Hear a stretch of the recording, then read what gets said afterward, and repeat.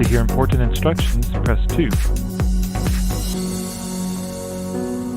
Your show is scheduled to start in 4 minutes, 20 seconds.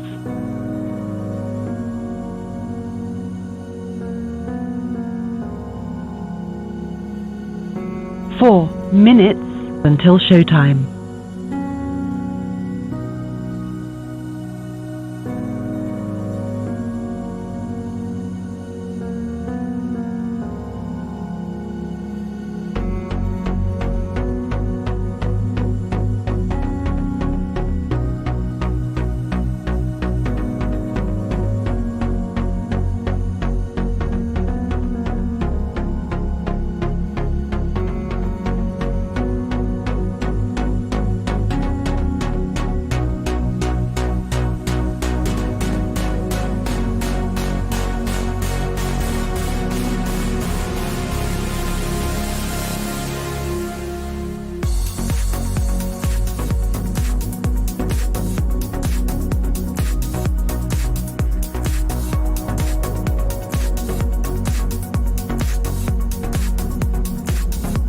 Three minutes until showtime.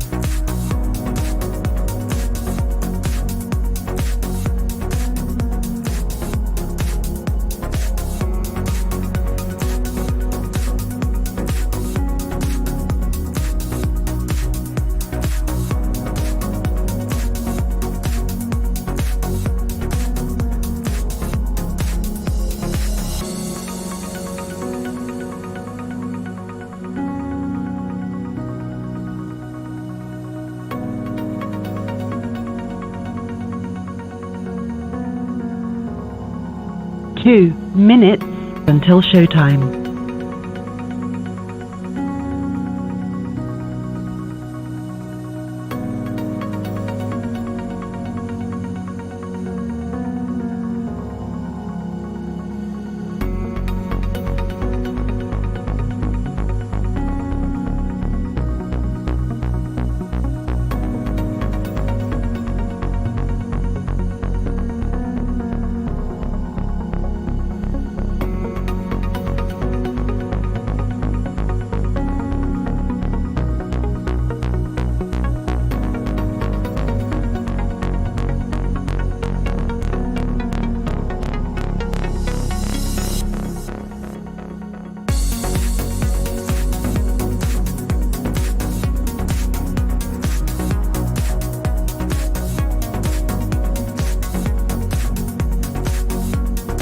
One minute until showtime.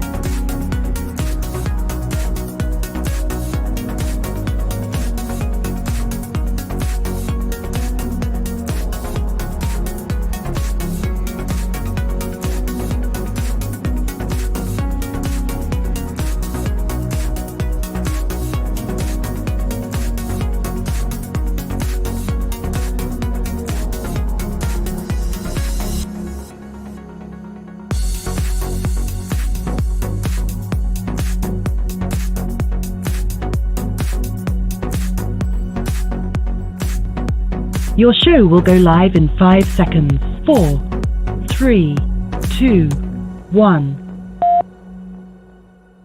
'Twas the night before Christmas when all through the land Fox News warned its viewers of a dastardly plan. The liberals were launching their war on the season to get rid of Christmas and commit acts of treason, removing decorations out of their sight and telling you that Santa and Jesus ain't white. Environmentalists who will come right after you. I forgot to set my default. Hilarious. Let's go ahead and start. We can do the real show start, I guess, if we want to do the rockin' thing or whatever, but that's funny. Started off with a good laugh. I guess what you get when you're out 2 weeks, you forget to do one of the things that's important to starting the show is making sure that the default one is changed, or that you put the one there. Let's see, plain so start. Here we go. There we go.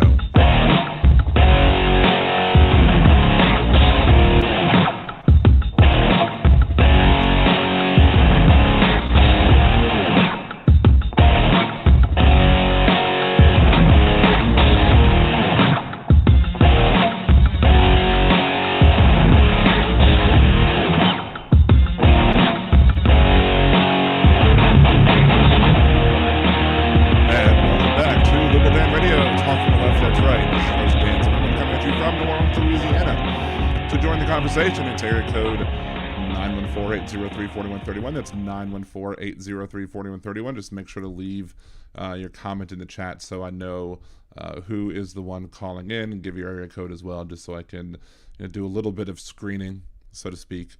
And if you could also leave your comments in the YouTube chat, Liberal Dan Radio on YouTube. I don't use the chat too much on Blog Talk Radio anymore. So if you're listening over on Blog Talk Radio, just come on over to the YouTube channel and, subscribe if you haven't done so already. Liking and subscribing is the best way to support the show. You could also support the show being a Liberal Dan Radio patron. Patreon.com/LiberalDan or Patreon.LiberalDan.com. Either way, get you there, or buy me a cider. Go to LiberalDan.com, click the Buy Me a Cider button. They'll bring you to the BuyMeACoffee.com/LiberalDan Radio page, and you can give me a one-time tip, I guess, or you can just Venmo me. Just do it friends and family, so we don't have to worry about fees, because you're not buying anything from me, so you're just donating the show.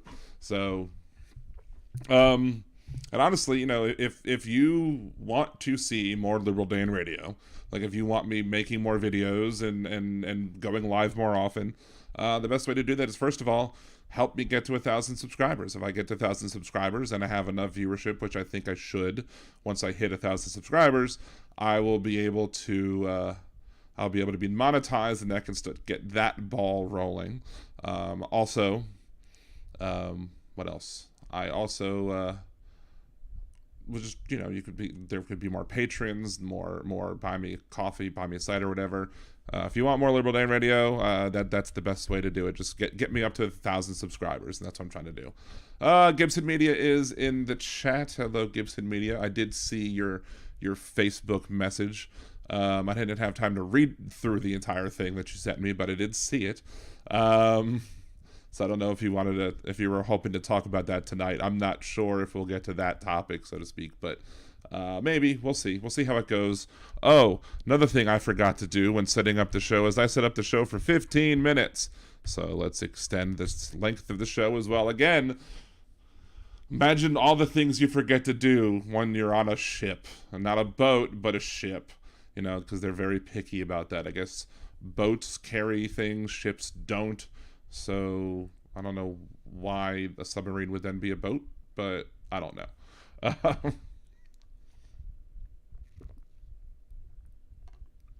Gibson Media, it's always the same phone number. It's always 914-803-4131. Let's not do calls yet. Let's go over a couple of the things before we start getting into calls.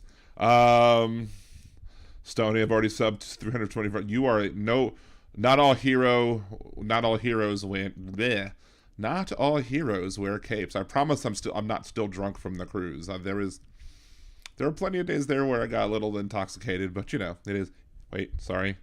Again, it's not my line, so let me let Herr Donald say it. It is what it is. Thank you, Donald. So yeah, ships carry people, boats carry things, but isn't a submarine a boat? Is an aircraft carrier a ship or a boat? I don't know. I think they refer to submarines as a boat. I don't know. There was a lot. Like, we went to the question and answer time with like the person who's the head of the ship, but not the captain. I guess the person who's in charge of like operationally all of the things going on.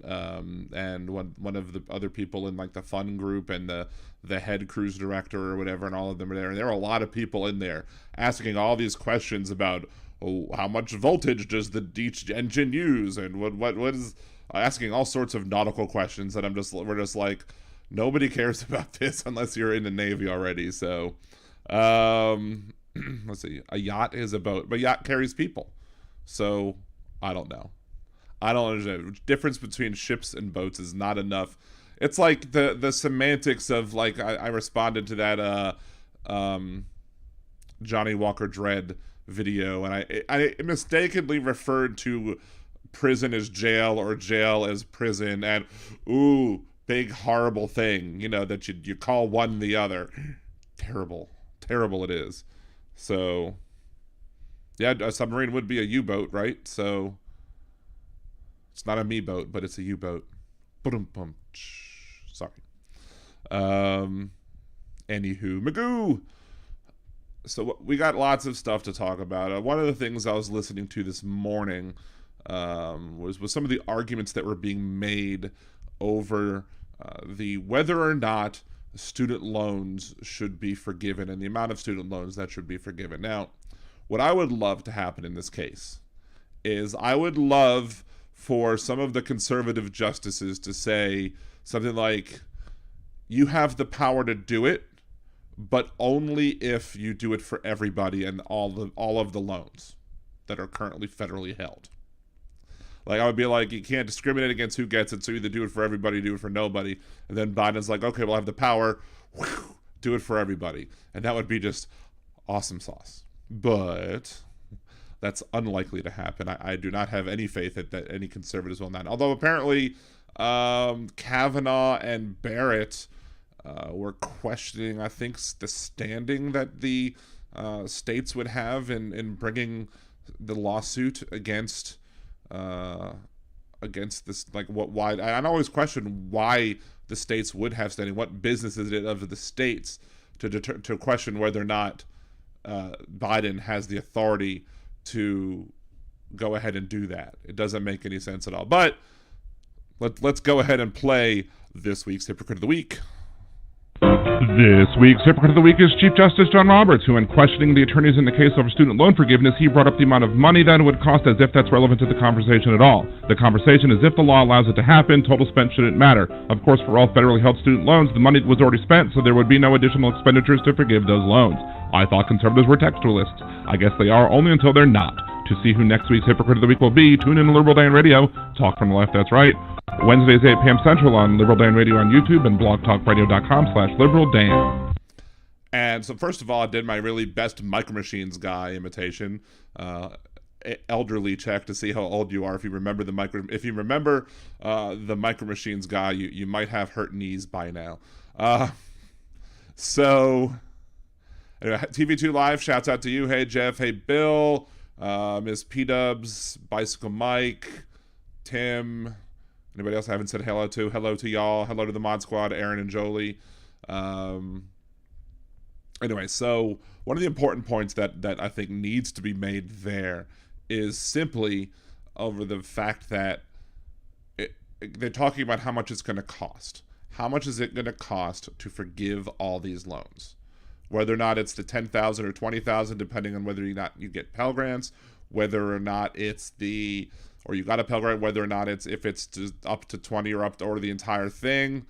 In order for a loan to be forgiven by the federal government, it has to be held by the federal government, i.e., so like private loans don't count. Other loans that aren't federally held don't count. But if it's currently federally held, if that loan is currently federally held, the expenditures have already been made. The money has already been spent. Right?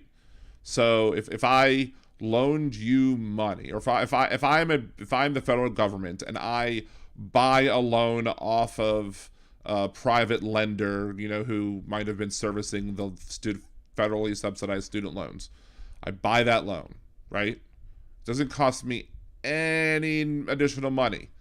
I mean, it doesn't. I mean, it might. If I forgive the loan, it might cost me like giving up interest payments, but a lot of the people who are making student loan payments are not even making the full interest payments. They're making their minimum payments based on their income is lower than the total amount of interest that accrues. So every month the loan grows regardless of what their payment is. Of course, we're in a loan payment pause right now because of A, COVID, B, the lawsuit.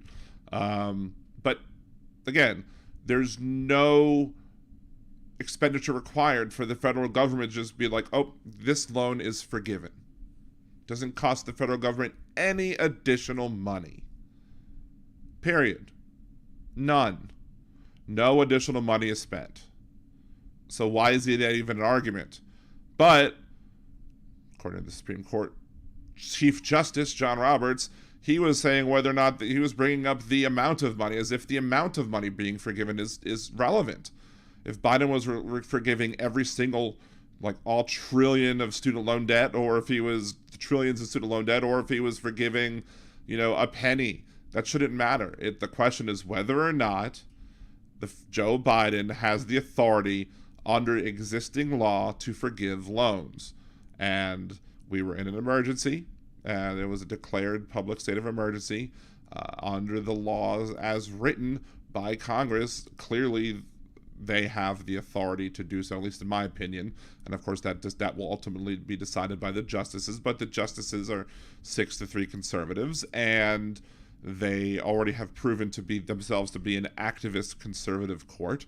So as such, I don't expect them to be textualists here either, which of course will probably be the subject of many hypocrites of the week once this comes down, assuming it goes against Joe Biden and the presidency and the defense and everyone else who's anticipating student loans to be forgiven. Now, my student loans would be forgiven. I did get a Pell Grant, so I am eligible for the 20 grand according to the rules. But then again, that reduction of 20 grand doesn't reduce my payment any, because the amount of my loans are so high that eliminating the 20 grand is just like, meh, okay, I'm still paying. My minimum payment is still the same amount of money based off of that. Justice Roberts has over $600,000 in student loans. Justice Thomas over $300,000. Oh, I mean, there you go. Shouldn't that mean that they should recuse themselves if they have student loan debt? If it affects them, they should recuse themselves, right?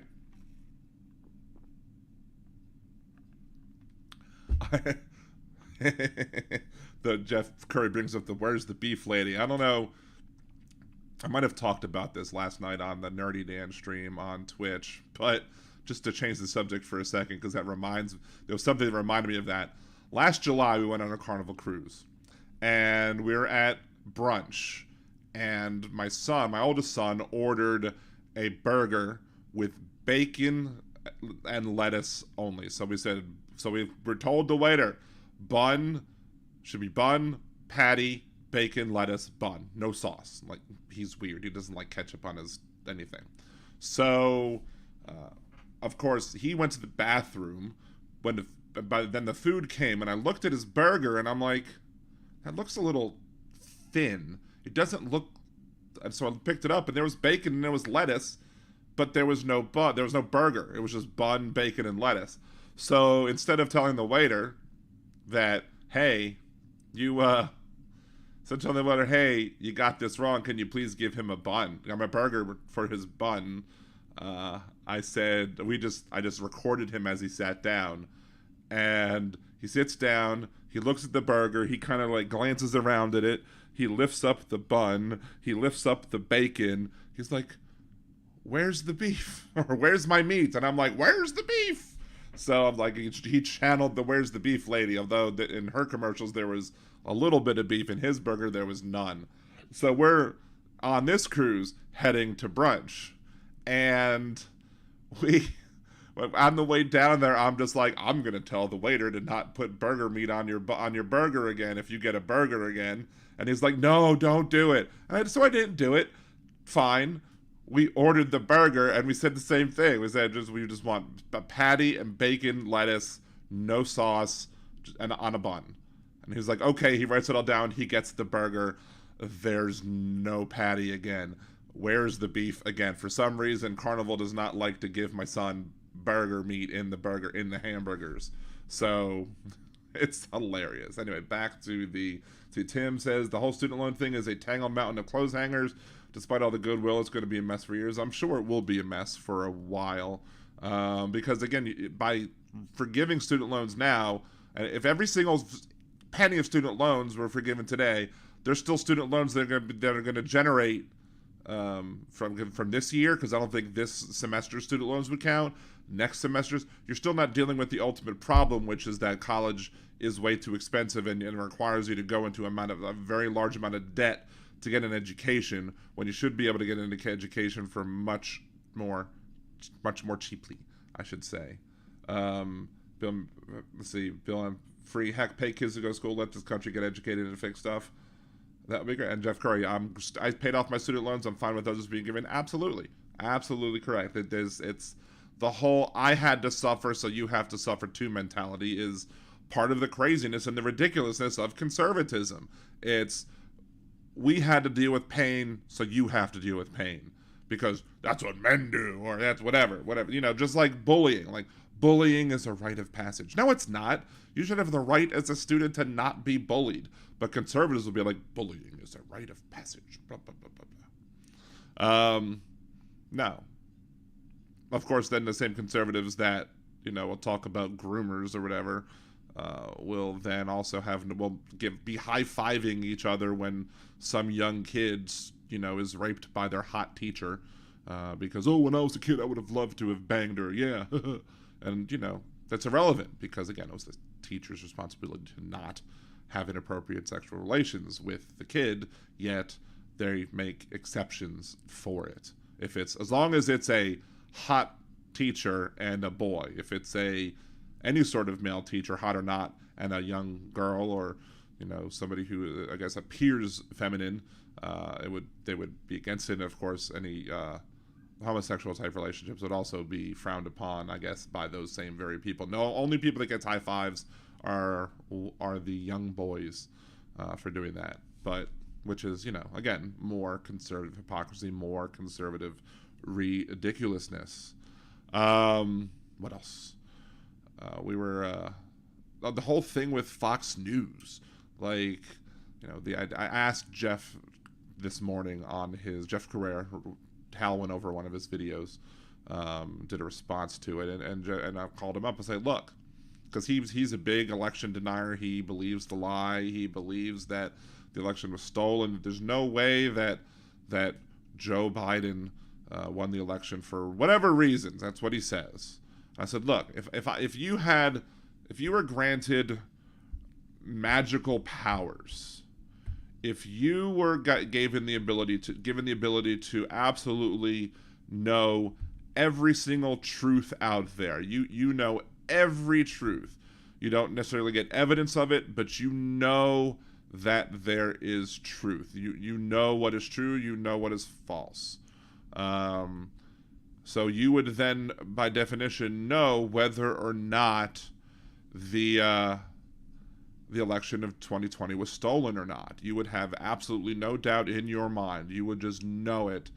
And I asked him, I was like, if you knew that it was, would you continue to push that it was stolen, knowing that if you told people the truth and you told them that you know that it was not stolen, that you would probably lose audience. Now, he says that he would have to be morally obligated to do the right thing and to tell the truth about it, which is fine. And I guess I have to take him at his word at the moment. However, the whole thing with the whole Fox News thing is dealing around that. The people, the higher ups at Fox News, the administrators, the managers, up to the top, every one of them knew that the Trump's attorneys were crazy. That they all knew. They knew that Trump hadn't even actually paid, I guess, a retainer for the woman. They knew that the claims were false. They knew that they were saying in private messages that she was batshit cuckoo. Of course, I censored the wrong word, but whatever. They knew that it was false, and and even if the hosts wanted to perpetuate the idea that this was a stolen election and that there were problems with the voting machines and this, that, or the other, even if that was the case, guess what? The higher ups had the responsibility to say, no, you cannot put these falsehoods, you cannot defame people over our airwaves or over our channels or what have you. So, and even the one case where they got out of it because they admitted that, like, Tucker Carlson's show and even Rachel Maddow's show has said, well, we're entertainment, we're not a news show in and of themselves. But it's a thing, like, you can sit there, if I was a news person and I'm sitting here and I'm saying Donald Trump is saying this and Donald Trump is saying that wouldn't be, so if I'm reporting Donald Trump is saying that these voting machines are flawed, that they should be seized, that this, that, the other, that's one thing. That's not what they did, though. They went above and beyond. They went so far as to actually say that they believe that these voting machines are false, that they continued to perpetuate the lie, not just report that other people were saying it. And as such, that's why a lot of people are saying that this is a strong defamation case. But the point here is just that it's just sheer hypocrisy, because, or not even, I don't even know if it's hypocrisy, but it's just ridiculousness that they're going to sit here and say, well, we know it's false, but we know we're going to lose viewership if we tell the truth, so therefore it's more important for us to satiate the opinions of our rabid fans than it is for us to report the news properly.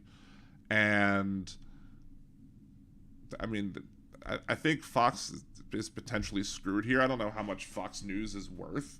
Maybe the reason that Fox sold off the Fox properties, like the entertainment properties, to Disney is because they knew that this lawsuit was coming, and as such they figured, well, we can use this money that was used to buy off the rights to all of the things of the Fox Entertainment Group, and we can use that to shield us when the Dominion wins their civil lawsuit against us, or if they decide to settle the civil lawsuit against us. So it just goes that there's what I called the other day when I called into the same radio show. I said that there is just this sheer lack of moral consciousness within conservatism. There is a recall election going on in the city of New Orleans for the mayor. The mayor needs trying to be recalled. Now, in order for somebody to get recalled, you need 20% of the active voters. Now, what is an active voter? There was a whole lawsuit over that because the amount of voters in New Orleans was just under like 250,000 when they started the petition. However, they were always claiming that there should be voters removed from the lists because they're inactive, because they hadn't done certain things. They either died or whatever. And I'm all for removing dead people from the rolls. Problem is that when conservatives cast nets to eliminate voters from the rolls, they usually cast too wide of a net and throw off lots of people who are legitimate voters. So the deal that was made between, I guess, the Secretary of State and the recall effort was that they're not going to remove the people from the list specifically. However, they are going to reduce the total amount of voters by like 25,000.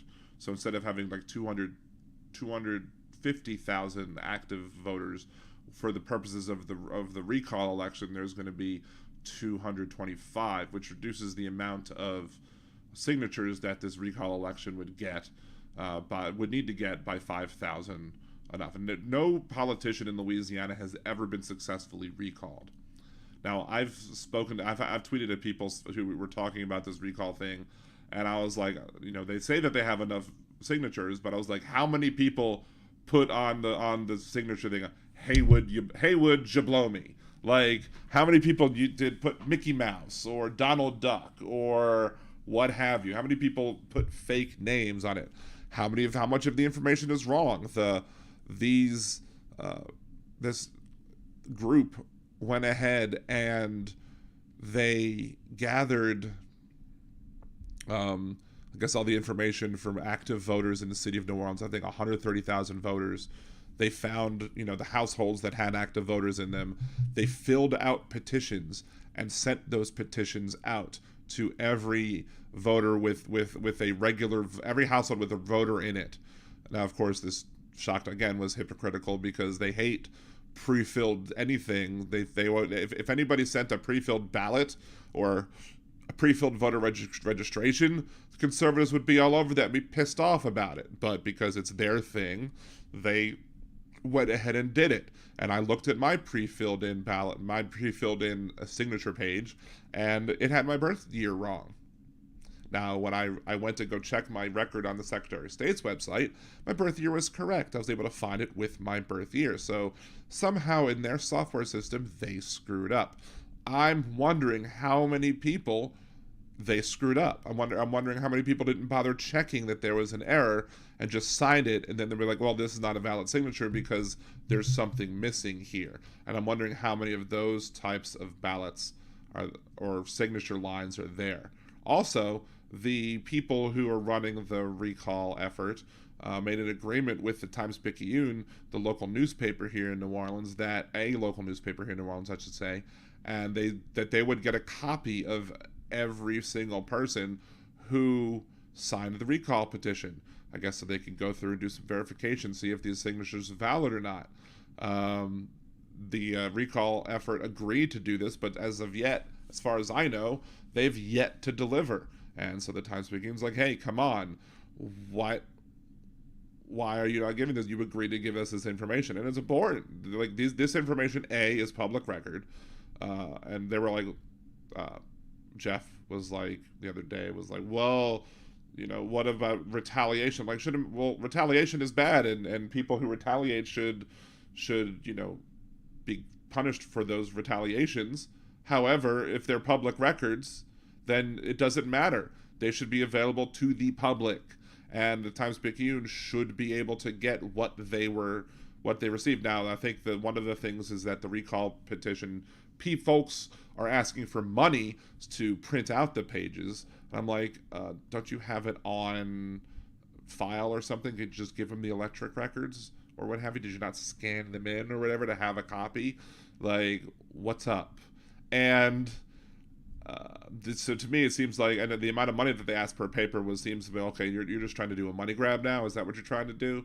Is that the real purpose of this? Of course, the real purpose of this is just if they win, they defeated LaToya. If they lose, they can just prove that everything was rigged. Either if they fail to get enough signatures, then the whole system is rigged against us. If they fail to win the recall, the whole system is rigged against us. Like, again, they're just going to claim they're either going to win or claim it's rigged, which is, you can't have fair and honest elections if one side is just going to say, oh, well, either I win or it's rigged, because that's ridiculous. I didn't sign. There are things that LaToya did. I'm pretty much convinced that Mayor Cantrell is being targeted specifically because of the fact that she did the right thing during COVID. She shut businesses down. She made sure that we were protected as a city, and she there was a famous thing where people kept on asking her a question as to what would be open, and she kept on going, phase 2. Every time, everything she answered was phase 2, because we were in phase 2, and as such, with phase 2, you had certain things. And most of the people that are involved with this that are visible are not even people who live in New Orleans. I'm wondering what the funding is like. I don't know if they have to report that funding, but how much of this funding was done from people who live outside Orleans Parish trying to just go after the mayor, again, because they're mad, because of her actions during COVID. Even one of the people who's one of their largest spokesperson is part of the group called Bayou Mama Bears, and these people are focused in St. Tammany Parish. They're not even in New Orleans. So then one person might work in New Orleans as an attorney, but they're just obsessed with going after Because one of the other things that they want to do is, again, they want to try and remove people from the voter lists, but they're only targeting New Orleans. They're not targeting all 63 or 4 Louisiana parishes. Why?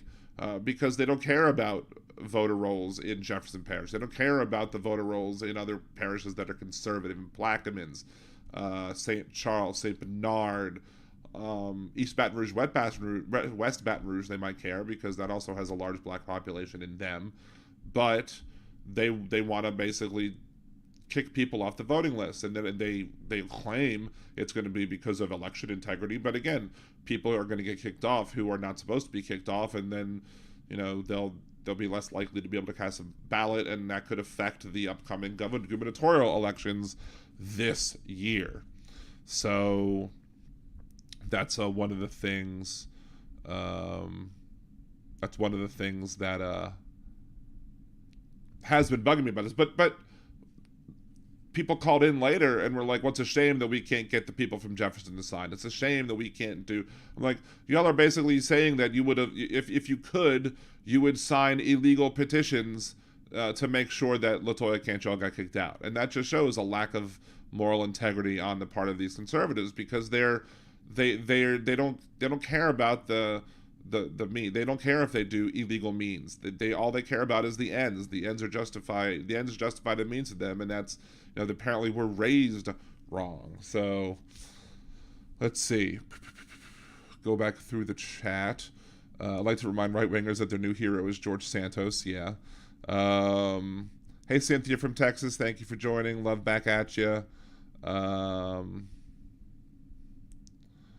missed something. Let's see. Fox News hosts are getting off scot-free. How many Jan 6 deaths, injured cops, COVID deaths are they at least partly to blame? Oh, a ton. Fox News hosts are to blame for a lot. Donald Trump's to blame. I think Donald Trump's to blame for at least a good third to half of the COVID deaths, because of his actions that caused people to deny science. He did kind of push the vaccine a little bit, but he didn't set up any sort of distribution network. He opposed masking. He supported people going to these big events, and he killed Herman Cain. And I'm sure there's lots of other people. His downplaying, as he said to Woodward, of the threat caused many more people to die needlessly than should have. And then, of course, you have January 6th and the attacks and the injured cops and the dead cops, who, again, are also harmed because Fox News helps perpetuate the lie that this was a stolen election when it's not. If I was Ashley Babbitt's family, I would sue Fox. I don't know what they would sue Fox over. Ashley Babbitt's family is too busy trying to make the terrorist into a martyr. See, I like to remind right-wingers their new hero. You already said that already. On January 6, 2022, our president, Jeff Mendel, noted in an op-ed that holding the fraudulent electors accountable is crucial to the struggle to preserve the American democracy. Yes, the people who came up there as fraud... Well, this is Gibson Media. Holding the fraudulent electors accountable is crucial to the struggle to preserve America. Yes, I agree with you, Gibson Media. Anybody who is a fraudulent elector, i.e. those secondary slates of people that they wanted to present to the vice president, to Pence, those people should be counted as part of the people in a conspiracy to have a coup to try and overthrow the democracy of the United States of America. So, maybe that's not what you meant, but that's how I'm reading it, and that's how it's probably not what you meant. You probably mean the actual counted electors were fraudulent, but I'm saying the people that were set up as the secondary slate of people who tried to go in and say, how we're the real electors when they weren't, those people should be arrested for their part in contributing to not only the acts of January 6th on 2020, but also helps incur the things from before and after. Let's see. Gibson Media, January 26, 2020, MSNBC Joy Reid profiled our letter to the Wisconsin Attorney General's call. State laws were broken, and that necessitates enforcement at the state level. What state laws were broken? Look, and there's always going to be fraud in elections. Like, there's always going to be a little bit. But is it enough to overturn the election and have a new election? No. was any fraud that happened here. And most of the fraud that I've seen that have come out and people have been convicted of like voting twice or voting illegally have all voted for Trump. They're all Republicans. Because every conservative accusation, or many conservative accusations, I should say, turn out to be admissions of guilt. So, anywho. Yeah, we have 20 concurrent viewers and 13 likes. What's up with that? Let's see. Cynthia for Texas, at this point, nothing to do surprises me. And that's usually the case for me, although there are some times where I will say, sometimes they still manage to shock me. Let's see. No individual gets to serve an elective office in defiance of the people's votes yet in Wisconsin in December 2020. That's what pays. I'm still, again, I'm not exactly sure. You might have to email that to me, Gibson Media, if what you're trying to prove there. Again, I'm not exactly sure what point you're trying to make. This is just one state. I'll not even get into Pennsylvania. Well, again, Pennsylvania seemed fine. One of the problems that the conservative ridiculousness is that the elections, Donald Trump was winning going into the night, but then Biden started getting, as they counted the bigger cities, Biden started taking the lead or whatever. Well, that's the point. That's what happens because you don't have good enough infrastructure in many of these areas. You shove more people in the precincts in like black areas, in inner city areas, in areas that are highly blue, and then so it takes longer to count all the votes. And then furthermore, you had was it Roger Stone who basically said, we know that Donald Trump will be leading going into the night, but then Biden will start gaining. So let's just let Donald Trump declare victory, even if it's not true, because by declaring victory, he'll put a monkey wrench in the works, so to speak. It was all planned. They planned it from before the election, everything that they were going to do to make the election seem illegitimate, because they knew. This is what I think, and I don't have proof of this, but this is my opinion, is that Trump's internal polling probably showed him losing. So they were already dealing with, how do we handle this when we lose? Simple as that. Seems plausible, right?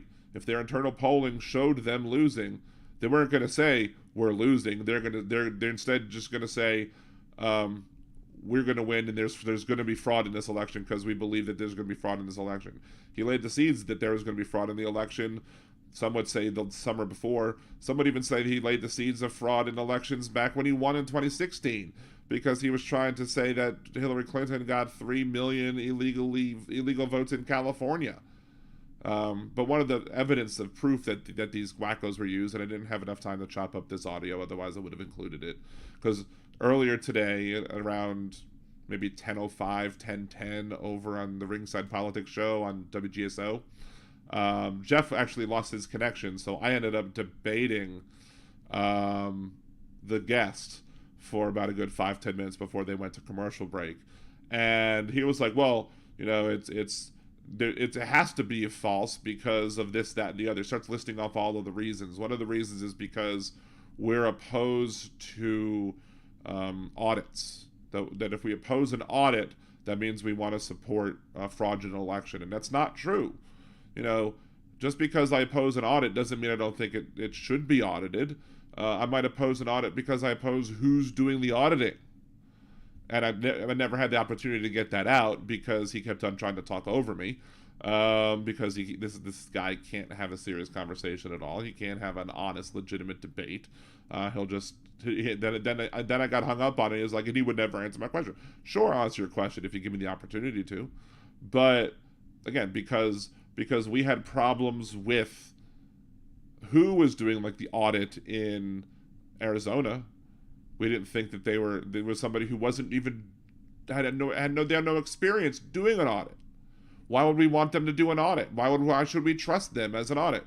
They seem to be there to have the particular goal to disprove the election results instead of proving the election results what they are, regardless of how it turns out. So yeah, I'm going to reject that audit every day since Sunday, till Sunday, and twice on Sunday. Whatever the colloquialism is, whatever, I don't care. Whatever it is, I'm going to oppose it, not because I oppose the audit, but because I oppose who's doing it, because I don't think it's going to be in any way fair or just or legitimate. Now, and also I might oppose some audits because there's no reason to, because the difference is so much that there's no reason to do the audit. Like, there are certain legal thresholds that cause things happen. And yeah, sure, should we have audits? We should have spot audits all the time. I would love to have spot audits all the time, but they only want to audit where they lose. They don't want to audit where they win. Let's see. Nick, yes, millions of lives were saved due to lockdowns. Absolutely. And one of my 3 bits that I've done so far with Liberal Dance Chopper City was based off of the idea that we would have so many leftover Harley Davidsons from Sturgis when they had Sturgis during COVID, because they would all bring that virus. They would all go there and then spread the virus amongst each other, and then go back home and spread the virus to their friends. It was already shown that Republicans died at a rate of 5 to 1 compared to Democrats. Like, deaths in red areas were higher than deaths in blue areas. Why? Because the red areas didn't take it seriously, blue areas did. I'm wondering how much that's going to affect for future elections. Now, nowadays, we have therapeutics, we have ways to deal with people who do catch COVID, regardless of whether or not they're vaccinated or not. But then they're still fighting the vaccines too. They still hate the vaccines. It's terrible. Oh, Wes, hi. I didn't see Wes come in. Hello, Wes. How's it going? Oh, Teresa, how you doing, Teresa? I'm scrolling still. I'm getting back. I'm getting back through what people have said. Wes, just to let you know, if you didn't see it on my nerdydan.com YouTube channel, I won the karaoke contest on the cruise ship last week. I actually won it. I did not get it stolen from.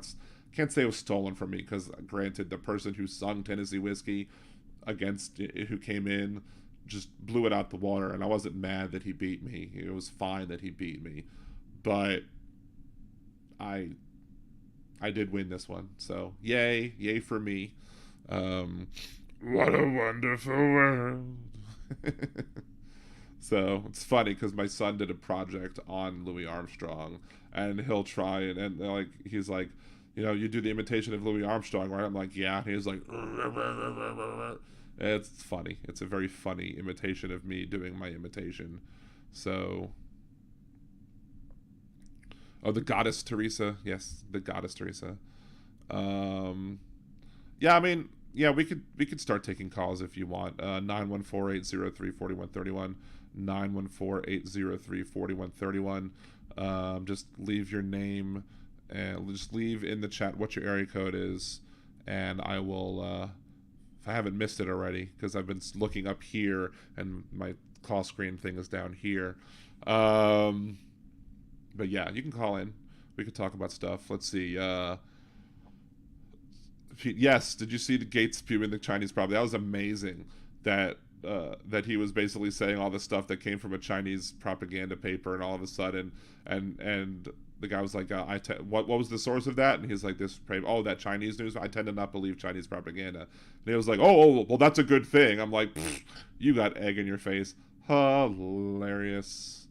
Yeah, Trump wanted to win in the 5th inning. Absolutely. And he was like, stop counting. You need to stop counting. Why? Why should they stop counting legitimately cast ballots? Just because it took them a while to count. That's the thing, is like, I've been pushing since 2000 that there should be a paper record, that there should be a paper trail that shows, like, here's how this machine voted. You can verify it as a voter.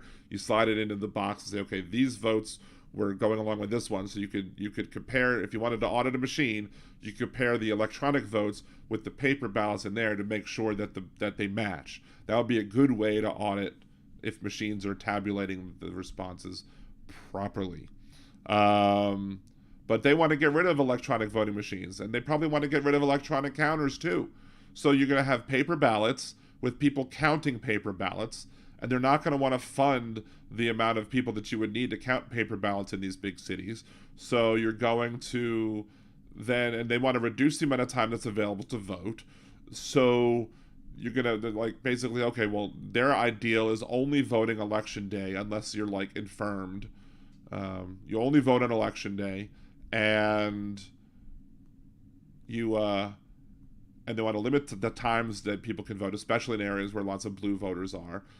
And then they're going to complain because, oh, well, now the voting is taking 4 days to count. Well, yeah, no crap, because, in a city with millions and millions of people, you are now requiring the people to count all of that by hand.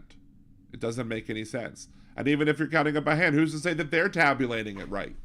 Right? What if they make a mistake in marking down a check mark?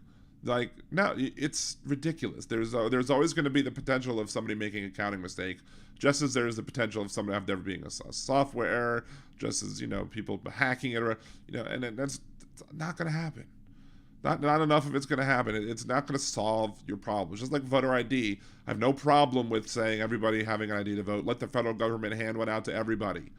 Perfect. Wonderful. Now you've taken away the argument from the dumb conservatives who keep pushing it. Even though if you go to the even if you go to the Heritage Foundation's website and look at all of the examples of voter fraud for the last 30 years, a scant few of them would have been solved by having a voter ID. Why? Because usually election fraud is more than that, because there's not enough returns on the risk that you take. If I'm going to take a risk of serving like a year in prison because I vote for somebody else, or I vote as somebody else, or whatever, if I'm going to, it's not worth it for me to cast one ballot, because that one ballot typically is not going to do enough. So there's no reason to have to be worried about these voter IDs, but the reason that they worry about it is because they make it a fake issue so that they can push all the other non-voter ID topics in the bill. Like, no bottled water being handed out in Atlanta, which is, if you look at the combination of the laws in their entirety, has a racist effect. Let's see. The Red Mirage was real, and they knew it, and they lied. Absolutely, kimchi. Republicans' accusation of voter fraud, like Joseph Goebbels telling Nazi military propaganda to accuse the others of what they are. Yeah, exactly. The Republicans are always accusing other people of what they do. Trump already said when the Dems are going to steal the 24 election. Of course he did. And he was going to say the Democrats are going to steal everyone. Why? Because he has to put as little faith in the system as possible, especially if he wants to have another coup. Let's see. I heard the very thing from a mainstream media pundit years ago, Dan, about Trump's internal polling and his fraud claims before the election. Really?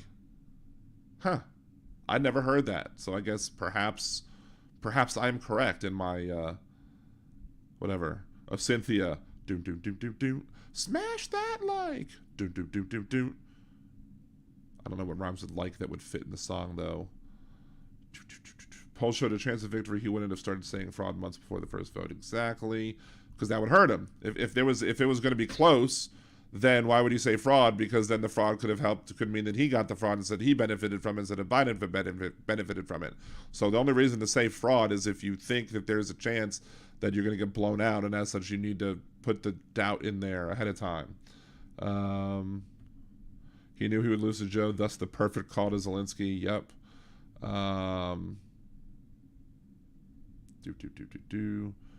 Recently got your 4th COVID vaccination. I am too. I am too on 4 as well. 3 Novavax, 1. I see you caller. 3 on Novavax, 1 Pfizer. I'll probably need another one at some point. My mom sat in a club with Louis Armstrong's ex-wife, who was still Louis' manager in Chicago. Nice. My son went to school, and I had to print him a face. They were doing a museum of Black history, because they had Black history reports, and that's why I did a Louis Armstrong report. So I guess he was one of the ones who was picked to put his poster board up. So like the night before, you need to give me a mask. So I had to cobble together some mask of Louis Armstrong. And of course I joked around. I was like, why don't we just paint his face black and then he'll look like Louis Armstrong? Haha. Of course I would never do that because that would be stupid. But yeah, we did give him a mask, and it cut the eyes out, and everyone's like, it looks creepy, because the eyes are cut out. To Bill M. I hope Florida residents are sending in complaints to ban DeSantis' book from the schools and the libraries. I mean, there is one book that should absolutely be banned from schools and libraries. And this book is very well read. It's given out for free in hotel rooms. And it includes information about how some character in the book lusted after men who were the size of horses and whose emissions were that of donkeys. That's kind of out there material for young children to see. You should remove all of those Bibles from anywhere that a child could see it. Let's see. Teresa, my younger sister will never get vaccinated for the COVID, says she does not trust the vaccine. My other sister got vaccinated twice, and I scrolled. There we go. And said she is done. I mean, it's ridiculous. I mean, just like the flu shot. I take the flu shot every year. We'll probably have to take a COVID shot every year at this point. Fine. I'm fine doing both. Just don't do it at the same time because it knocked my wife on her ass. Let's see. Can QB, the conservatives will cry about the national database of those it is? Of course they would. That's the reason why I support it, because I think we should just say, fine, we're gonna have a national ID that's given by the federal government specifically just to watch them say, no, not that way, because that's conservatives like, everybody should do this. No, not that way. Non-vaccinated folks will either help modify the virus by constantly contracting weaker strains, or they will benefit remotely from those of us that were vaccinated. Well, that's the point. Those of us were vaccinated. Enough of us should have been vaccinated as such that would protect those who couldn't get vaccinated. That's the point of it. I mean, I haven't masked much recently. I masked in my friend's car when she picked me up from the cruise terminal. I'm fine with that. I'll mask when everybody wants me to. I'll mask when I'm supposed to, but at this point, I'm not masking. I'm not the masking zealot as I was back then, because back then there was no other ways to protect us. Now we have, I have several vaccine shots in me. I have, whatchamacallit. There are the therapeutics, like Paxlovid or whatever. So,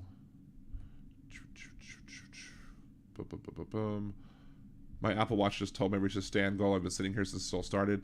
My wife has definitely has weird circumstances where her Apple Watch tell her that she reaches her goals. I'll just leave it at that. All right, caller. I didn't get to where you were. What's your name? Where you're from? Is this Elizabeth? All right. This is Joe down here in North Carolina. Oh, it's Joe. Hey, Joe. How's tonight? It going? I don't have your thing down on my. It doesn't save as Joe. I don't know. I could, but we'll see. I don't know if I put your name in, it'll save. But anyway, how's it going, Joe? All right. Well, we had a discussion a few weeks ago back, and one of the big issues there that got a little bit heated there was the real issue of the Civil War. And since it's Black History Month, why not throw this out there and straighten out the truth and put the truth, out there, the fact of what the Civil War was actually fought about. And I did send you some information, so I'll just real quick here. The Civil War, this is from the Congressional Globe here, the official proceedings of Congress, which was published by John C. Reeves, Washington, D.C., July 26, 1861. The object of the war, just real quick here, Mr. Johnson of Tennessee, I move that the resolution which I introduced yesterday be now taken up and considered by the Senate. The motion was agreed to, and the Senate resumed consideration of the following resolutions, which was resolved that the present deplorable Civil War has been forced upon the country by the disunionist of the southern states, now in revolt against the constitutional government and in arms around the Capitol. That in the national emergency, Congress, banishing all the feeling of mere passion or resentment, will recollect only its duty to the whole country, that this war is not prosecuted upon our part in any spirit of oppression, nor for any purpose of conquest or subjugation, nor for the purpose of overthrowing or interfering with the rights or established institutions of those states, but to defend and maintain the supremacy of the Constitution and all laws made in pursuance thereof, and to preserve the Union with all dignity, equality, and rights of the several states unimpaired. That as soon as these objects are accomplished, the war ought to cease. Now, this goes on with several. It goes on and on and on. But that's just the beginning. That's from Tennessee. Is that the main objective of the Civil War? There was the issue of slavery that we teach the youth today, especially in this Black History Month. That slavery. The Civil War was fought strictly over slavery. Is totally false. That's not what the war was fought over. So what's the reasoning? Now, if we get to that point and we can kind of agree and say, okay, well, yeah, it was an issue, but it wasn't the main issue, or yes, there were several other issues. If we can at least say that, okay, then why push just the slavery narrative? Why just push that out there in our schools today? What's the agenda behind that? Well, let me just read this from the South Carolina. You know, South Carolina is the one that fired the first shot. State of South Carolina, having resumed her separate and equal place among nations, deems it due herself, the remaining United States of America, and to the nations of the world, that she should declare the immediate causes which have led to this act. An increasing hostility on the part of non-slave-holding states to the institution of slavery has led to a disregard of their obligations, blah, blah, blah, blah, blah. States of Maine, New Hampshire, Vermont, whatever, blah, blah, blah. States have enacted laws that either nullify acts of Congress or render useless any attempts to execute them. Many of these states, the fugitive is discharged from service labor claim, and in none of these the state government has complied with the stipulation made in the Constitution, even though there's no stipulation in the Constitution to return slaves. And again, there's a whole bunch of text here about all of them, about them being slaveholder states, all about wanting to hold continued to slavery. There's many other states, there are many other articles of secession that specifically state that the main reason for secession was because of slavery. There's even a Prager University, a very conservative website, very conservative, has a video there that explains that the Civil War was fought over slavery, period. So, I mean, you could say why maybe the North, maybe they were trying to be political and trying to bring the Union back together in this thing that they've signed that doesn't eliminate the Articles of Secession. Okay, well, but you can't look at Mr. Breckenridge. If you look at these, if you go back to some of the stuff that I did send you here of where he addresses the war itself, and just his first sentence alone, I think, sir, that this war is prosecuted according to the purposes of a majority of those who are managing the legislation that leads to its prosecution for object of subjugation. And it goes down, just to skip above here, it says that the object of the war was not for oppression, any purpose of conquest, for the purpose of subjugation, for the purposes overthrowing, and hang on just one more second, an institution of those states, slavery. The object of the war was not to, and it goes on. Now that was Ohio saying this, and it's just that the thing of it is that there was a big conflict here. What I'm just trying to say is, like I said when I opened up here, is if we can come to common ground here and say, okay, you're right here, and okay, and I say you're right, Dan, that there were issues of slavery here. That obviously there were some issues. Okay, but why only the narrative taught today? They pump this through the kids' heads about slavery. What other thing do you feel that should be included about the Civil War that is not being taught that is relevant? I mean, because I'll just say this. South Carolina is the one that started the war because it fired the first shots at Fort Sumter. And South Carolina seceded because of slavery and issues pertaining to the North and how it acted, dealing with fugitive slaves and other things pertaining to slavery. So what do you think is being left out of the education? I think, well, there's a lot of things that are being left out, but with the Reconstruction Act itself, we should really teach the grounds and basis of the 14th Amendment and what that really did do to this country. And really what it did do is it just didn't free the blacks or African Americans of this country. What it did was it enslaved every single American in this country, because now we all became slaves, because especially when they changed the wording of the 14th Amendment. The 14th Amendment, if I can cut you off for a second, the 14th Amendment is is separate from the Civil War because the 14th Amendment became. I know, that's why I said Reconstruction Act, 1871. Right, yes, but I'm saying, but that's post-Civil War. Let's talk about what's missing from the teaching of the Civil War. Because let me read Mississippi. Well, they never teach about the Reconstruction Act. It has a lot to do with the Civil War. I learned about Reconstruction Act, in school. Right? I mean, I learned about Reconstruction in school. But let's see, Mississippi, in the monumental step which our state has taken in dissolving its connection with the government for which we so long formed a part, it is but just that we should declare the prominent reasons which we have induced our course. Our position is thoroughly identified with the institution of slavery, the greatest material interest of the world. Its labor supplies the product which constitutes by far the largest and most important portions of commerce on the earth. These products are peculiar to the climate verging on the tropical regions, and by an imperious law of nature, none but the black race can bear exposure to the tropical sun. These products have become necessities of the world, and a blow at slavery is a blow at commerce and civilization. That blow has been long since aimed at the institution, and at the point of reaching its consummation, there is no choice left. Hang on, to answer your question bluntly, and to really be honest with you, is why not teach in the schools, you said, issue of the Civil War and slavery, the fact that the kings of Africa, the Northwest African kings of Africa, sold the people, were the ones that orchestrated the slavery and the slave ships to come over here. They rounded up their own people and put them on the boats to put them into the slave trade around the world. Why isn't that taught? And it's not. Okay, why? But fine. I would have no problem with that being included in the books. But why? What part do you think that should be? That also has nothing to do specifically with the Civil War. If you want to talk about global slave trade. If you want to talk about global slave trade, sure, we could talk about how there were, people in Africa who took their prisoners or the conquered folks from the wars that they had and shipped them off to the horrible people who thought it was a good idea to own people. But that argument is a very conservative argument. Not because it has to do with race. It has to do with the conservative belief in supply side economics. Y'all always grasp onto these ideas that it's the fault that if you build it they will come, instead of saying, okay, well, there's a demand for this thing. Those people would not have been able to sell fellow Africans to the others if people weren't immoral and decided, I want to own people. So I'm going to put. Well, that's a heck of an excuse then, or a thing to say. Well, if there's no drugs, then we shouldn't. It wouldn't be a drug addict around the corner. You can't say that.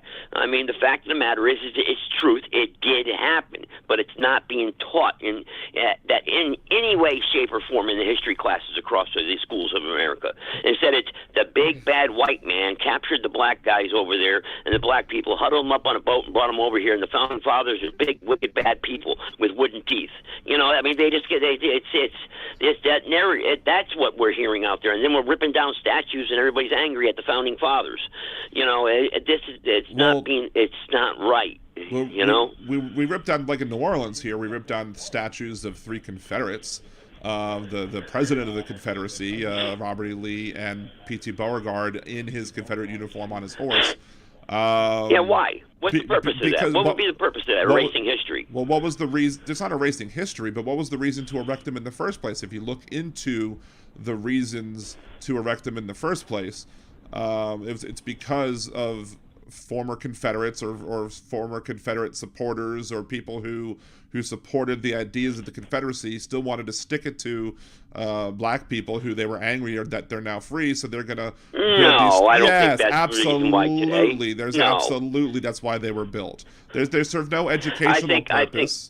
There's no educational purpose to having a statue that's... No, there's honor. Well, what about honor? What about the people of look, they were still war vets. It's a part of the Southern heritage. I don't believe that we should honor Southern veterans. I don't think we should honor people who fought for the Confederacy. They're traitors. They took up arms against the United States of America. That's you, but what about what if, just say, I don't have any, but let's just say, what if my grandfather was a Confederate soldier? And you know what? That's my history. So? Why I can't be proud of my history and my heritage? I can't be proud of that? That's almost like you saying, like a German saying, what if my grandfather served in the SS? why shouldn't I be able to be proud of my grandfather's service in the military? I mean, that's what that sounds like. I'm honestly. not proud of the things he did. Maybe let's just say I'm not proud. I can. You're playing hypothetics here. I'm pointing out facts here in America. I mean, you're going bouncing off into Germany right now.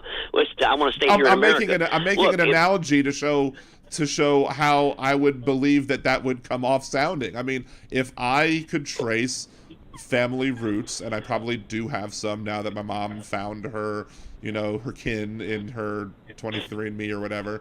If it was found that I have blood relatives that fought for the South in the Civil War, I would be like I wouldn't want to praise that person. I'd be ashamed to have such a person in my lineage. You'd be ashamed of your forefathers. Absolutely. I mean, I don't see why you should be ashamed of your family. I would be ashamed of them. It happened. This is what happened. Well, hang on. Whether it's a practice today, which we know it's not, it doesn't matter. It shows the evolution of the country. It's changed, but still, it's your history. You should be proud of your heritage and who you are. So that means I'm a white guy, and just because white people owned slaves back in a certain time, now you're twisting it. Being white. No, now you're twisting it. No, that is the straw man attack on what conservatives call CRT. That was an honest question. I'm white, so do I have to be ashamed of what white people did?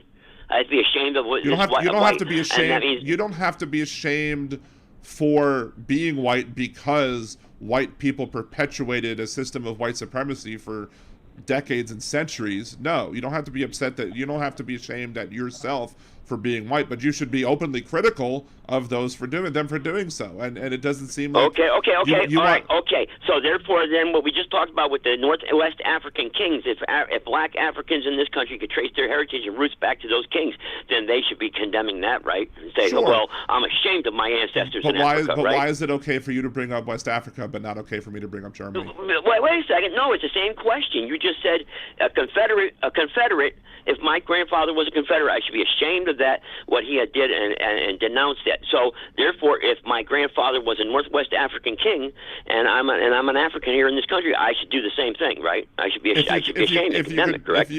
If you could trace back to it, yeah, you should be critical. That doesn't mean you have to be ashamed for being black. But if you could trace, if somebody in America, I highly doubt they would be able to, but if somebody in America who is an African descendant of slavery in America who can go ahead and go back and trace their roots back to somebody who was a slave seller in Africa, I don't think that person's going to be like, yeah, I'm sure proud of my past. I'm proud that this former relative of mine. They don't know it because nobody looks at it that way today. You know what I mean? They're not looking at it that way. See, we're bringing up a subject that's not addressed in the schools today.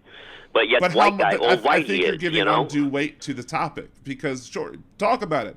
Talk about how the institution of slavery took place and who sold, who bought, fine. But if you're discussing an American history course specifically, that should be like a paragraph of the entire history of how American history has been in this country. And American history sometimes is going to make people uncomfortable because we have a history of doing a lot of bad things. Have we done good things? Sure. But we've also done a lot of bad things, and we should be able to teach those bad things without people whining about, oh, well, our children are going to feel bad about being Americans because we're teaching them the truth. Well, that contradicts your argument about ripping down statues. The statues should stay up because it's a part of our history, and if it makes people uncomfortable, too darn bad. It's a history of this country. It's part of right? Confederate history. We should not honor Confederates. I don't think we should honor traitors to the country. I said we're teaching a part of history. It's a history. It's a statue's there. It was there. Put up. You can teach people about Robert E. Lee, about Jefferson Davis, about P.T. Beauregard without having statues built to them in their honor. Because they serve no educational purpose. The only purpose they were there. So why have statues of George Floyd then, or anybody then, if they don't hold any value? Why have statues of anything? Well, I'm not saying we should take out statues of American people who didn't become traitors to their country. I'm not saying take down every statue that exists. That's a straw man that you just presented. I'm saying take down statues to people who openly declared war and fought against the people, who are American citizens. They were traitors to their country. Every single person who picked up a gun against the United States of America's American soldiers, everybody from the first person that fired the shot at Fort Sumter to the last person who fired a shot in the Civil War from the South, they're all traitors to the United States. Confederate. Not all the Confederates, and if you go back again, this is where we get back to the facts of what the Civil War was fought about. The average Confederate soldier did not own any slaves, and they weren't fighting over the issue of slavery. Sure they were. They were supporting. That's why it's the same reason why it's the same reason why poor conservative whites vote for Republicans and defend a billionaire's rights to not pay their fair taxes, because they want to believe that someday if they might be well off enough where they could own a slave, and they don't want to be told by the government that they can't do it. Even if they're never going to do it, they don't want to be told by the federal government that they can't own slaves. And so that in and of itself is they're fighting in support. I don't think that's true. I don't think that's true. I don't think that. Well, as me being studied this part of it, I'm just sorry, Dan, on that. I got to disagree with you. I just think that you're wrong on that. And studying and actually living here in the South now, no, that's totally not true. I believe Southerners that are down here that I've dealt with are proud of their heritage as far as their history goes. And they're not all out there saying, "Well, we should have won because I wish I could have owned a slave one day." No, nobody's walking around doing that. Well, not many people are going to say that. Not many people are going to say that, but how much further do you have to go? How much further would we have to go to backwards in time or to be able to undo things? I've seen conservatives say that we should repeal everything from the 13th to the 17th Amendment. I believe that we need to restore our original Constitution, restore our republic, because right now we're a district of corporations, and this corporate government that you even say now with the corporate, you're against corporations, obviously, is the ruling class above everyone. This Wall Street, and we've discussed this issue too. The District of Columbia is the district of criminals, and this government is just way out of control. It has too much overreach. States need states' rights is what this country was founded upon, and that's what we need to get back to. We really do. The government has too much it's too far-reaching over broad right now. It's unconstitutional. We're not obeying the Constitution, and we need to get back to the Constitution. And believe me, and everybody can have a seat at the table this time. You always hear that argument. Well, the women weren't at the seat. This group wasn't. Well, this time you can. But we got to get rid of these bankers. And who's controlling these banks? I know that. There we go. We're going to get into that. Whoever it is, I don't care who owns the banks, but the bankers are corrupt. And they've got to be audited, for starters. Let's audit them. Let's find out both sides of every war that they funded, and see where the money's gone. All right, so here we go. So I'll let you talk for enough. I have another caller. I'll put you on hold for a second. Let's get to the other caller, and you can bring up. If I want to bring you back, we might bring you back a little bit. But let's let Elizabeth have her say. Hey, Elizabeth, how are you? Hey, Dan, can you hear me all right? I can hear you just fine. Thank you. Okay, great. First, I don't like the idea that the previous caller was really taking very complex issues and oversimplifying them. Mm-hmm. Also, because the economy is one part of the Southern issues, but the largest part is white fear. They were outnumbered. Yeah. The huge, by blacks during slavery and beyond a little bit, and they were afraid. But let's just think about the attitude of states' rights. First of all, it was 1791, and when we signed the Constitution, when we ratified it. 1789, we didn't all agree. We had to have unanimous consent to sign the Constitution. Okay, and that required that we convince a few states that we wanted individual rights against the government. That was these 10 amendments that were added. Okay, so from the beginning, this has been sort of a struggle between the mercantile or the business class and the whole rest of it. If that's clear, I hope I'm being clear. No, you're absolutely clear. Absolutely. Okay, so and then, but every excuse was brought up. I'm going to go forward now a little bit and say the states' rights argument is a load of crap. Right. I agree. The originalist doctrine is a load of crap. And I do have family that was Civil War graves. Boy, their pictures are right there in Ancestry.com. And I'm not proud of that fact. Right. I mean, they stood up for what they believed. That's fine, whatever. But whatever they believed was stupid and wrong, and it was treasonous as far as I'm concerned. Right.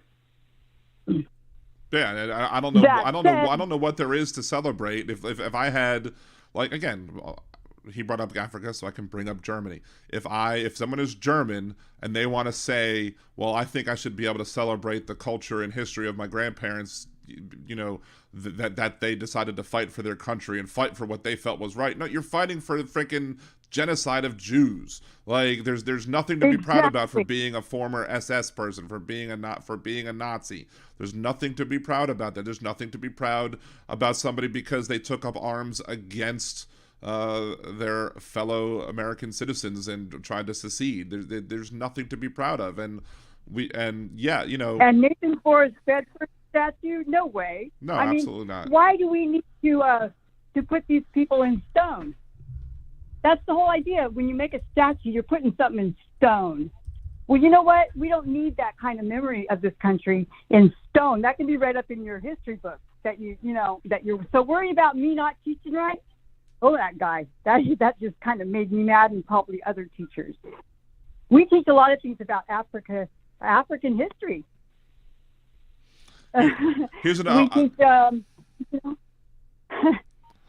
for him to say, "Oh, someone was stolen," that's also another simplistic argument for a very complex issue. Right, and that's. I'll take a breath. Monuments built to honor events or people who either fought against this country or supported the horrible things. Like, they have no place. Like, for example, there's Battle of Liberty. Let me put it. Yeah, it's fine. Battle of Liberty Place Monument is a monument that was in New Orleans. It was one of the monuments that was taken down. It's a stone obelisk. It was commemorating the Battle of Liberty Place, an 1874 attempt by the, quote, Democratic White League paramilitary organizations to take control of the government in Louisiana from Reconstruction era Republican leadership after a disputed gubernatorial election. Basically, they took over the city for 3 days, and these people back then were white supremacists. In 1891, Democratic-controlled legislature passed laws that disenfranchised the city of New Orleans was erected Liberty Monument to commemorate the uprising of 1874 in the city. The monument was prominently placed on the neutral ground of Canal Street in 1932. This monument literally was there to celebrate the fact that there was there was an uprising in 1874 by white supremacists who wanted to support those racist views. And there were people in the discussions over whether or not the monument should be torn down in New Orleans who were also opposing the tearing down of this monument as well. And I'm just like, really? Like, if there's anyone that we should all agree on, it should be this Battle of Liberty Place monument. Take it down, move it away. You should not be commemorating and this is not to say, now this is when people on the right will be like, well, should you tear down Auschwitz? No, you shouldn't tear down Auschwitz. You should leave Auschwitz standing as a reminder of what happens, but you're not keeping Auschwitz as to commemorate what happened in Auschwitz. You're keeping Auschwitz as something that says this is a bad thing that happened and we can't forget about it. Like, it's two completely different ideas. You don't build, like, building a new thing. I don't see monuments to Hitler all over the place. Right. In Germany. Right. Right. If you want to oversimplify, I can say that. I don't see monuments to Hitler all over the place in Germany. And that would be a good, at the same time, now, they can have themselves a little Confederate museum paid for by the Confederate Sons or whatever the heck they call themselves, whatever. Right. And make themselves a little museum down there for their little pride thing and go and celebrate it and whatever, Rudy too. but the rest of us, the subjecting the rest of us to the absolute horror of the ongoing issues we still have. Racism is certainly not dead. Nope. It is alive and well. So anyway, that's what I've got to say. I can hold back right now and let somebody else speak, but I wanted to make sure if there's anybody has any other question that I can possibly answer, I can honestly say that there were, I've got some information. But I mean, the slave trades, there were three major ones: the British, the Portuguese, and the North American slave trade. And Right. of all three of those, we were the cruelest. We did not indenture the servants. And these people speaking from these state houses better remember they were built by slaves, those state houses were. Right. So anyway, I'll let you go. Well, thank you very much again, Elizabeth, for calling in. I always appreciate you. Keep on listening and call back in if you have any other points to make. I do want to go ahead and talk about. We have the Mississippi article of secession right now. About Mississippi again. The hostility to this institution commenced before the adoption of the Constitution. Feeling increased until 1819 to 20. It deprived the South of more than half of the vast territory acquired from France. Same hostility dismembered Texas and seized upon all territory gained acquired from Mexico. It has grown until it denies the right of property in slaves and refuses protection to that right on the high seas. Territories wherever government in the United States have jurisdiction. It refuses the admission of new slave states into the Union and seeks to extinguish it by confining it within present limits, denying the power of expansion. It tramples the original equality of the South underfoot. It has been nullified by the fugitive slave law, and almost every free state in the Union has utterly broken the compact which our fathers pledged their faith to maintain. It advocates Negro equality socially and politically and promotes insurrection and incendiarism in our midst. It has enlisted its press and pulpit and schools against us. Here we go. This is a good one. It has enlisted the press, its pulpit, and schools against us until the whole popular mind of the North is excited and aflame with prejudice. There you go. The Northerners were prejudiced because they wanted to stop slavery. But that rings true to a lot of what conservatives say now. Is that the press is lying? The mean, evil press is talking badly about us. And we can't teach this in school. We can't teach in schools that black people are equal because therefore it's going to be somehow problematic, whatever. It is. It has made combinations and formed associations to carry out schemes of emancipation in states wherever else slavery exists. It seeks to not to elevate or to support the slave, but to destroy his present condition without providing a better, as if they care. It has invaded a state and invested with the honors of martyrdom, which, well, whatever. It has given indubitable evidence of its design to ruin our agriculture, to prostrate our industrial pursuits, and to destroy our social system. So, just in case you don't want to say that that's not related to slavery, that's related to slavery. Utter subjugation awaits us in the Union if we should consent longer to remain in it. It's not a matter of choice, but of necessity. We must either submit to degradation and to the loss of property worth $4 billion of money, or we must secede from the Union framed by our fathers to secure this, as well as every other species of property. For far less cause than this, our fathers separated from the Crown of England.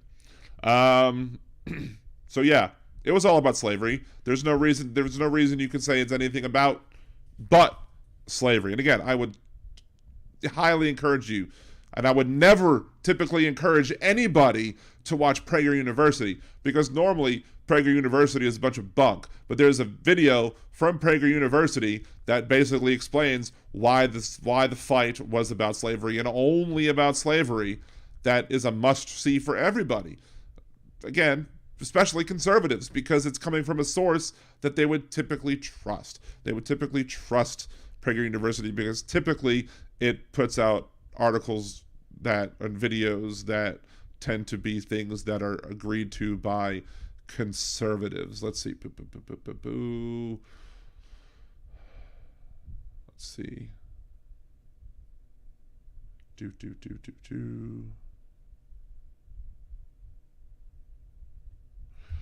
Texas abandoned her separate national existence and consented to become one of the Confederate Union to promote her welfare, ensure domestic tranquility, and secure most sustainability, the blessings of peace and liberty to her people. She was received into the Confederacy with her own constitution under the guarantee of the federal constitution and a compact of annexation that she should enjoy these blessings. She was received as a commonwealth holding, maintaining, and protecting the institution known as Negro slavery, the servitude of the African to the white race within her limits, a relation that had existed from the first settlement of her wilderness by the white race, and which her people intended should exist in all future time. Her institutions and geographical position established the strongest ties between her and other slave-owning states of the Confederacy.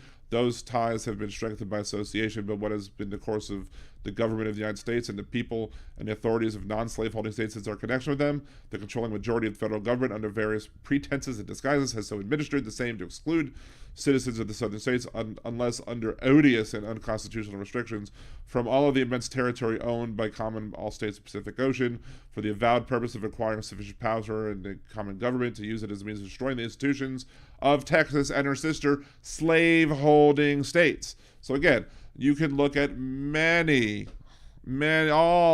think every single one of the articles of secession list slavery not just as a cause of secession, but the cause of secession. And everything else that's discussed in these ties back into their beliefs that they should have the right to own slaves, that they should have the right to own people, and in some cases even saying that the white race is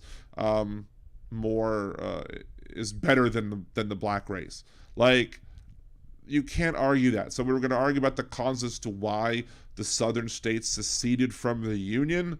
The only reason is slavery. And why did the Civil War start? Because South Carolina attacked at Fort Sumter. That was the first shot in the Civil War. The war was fought because they wanted to be separate, and I guess they felt the need that they also had to attack in order to be separate. And then as such, the United States federal government constitutionally has the right, even if you want to say that they did secede successfully, the government would then have the power to declare war on whoever it felt it needed to declare war to, as long as Congress approved it. Boom, there you go. You declare war on the southern states for whatever reason. Like, if, for example, we had a national divorce, like Marjorie Taylor Greene has discussed, having a national divorce, even though she comes from a purple state, if not a blue state. It's a purple state still, because there's Democratic senators, but Republican other state officials. If we were to divorce, I live in a red state, and of course, I'm sure after this election is over and once the new governor takes place, I'm sure we're going to have a Republican governor. And I'm sure we'll have a Republican-controlled legislature, and Louisiana will go further to crap.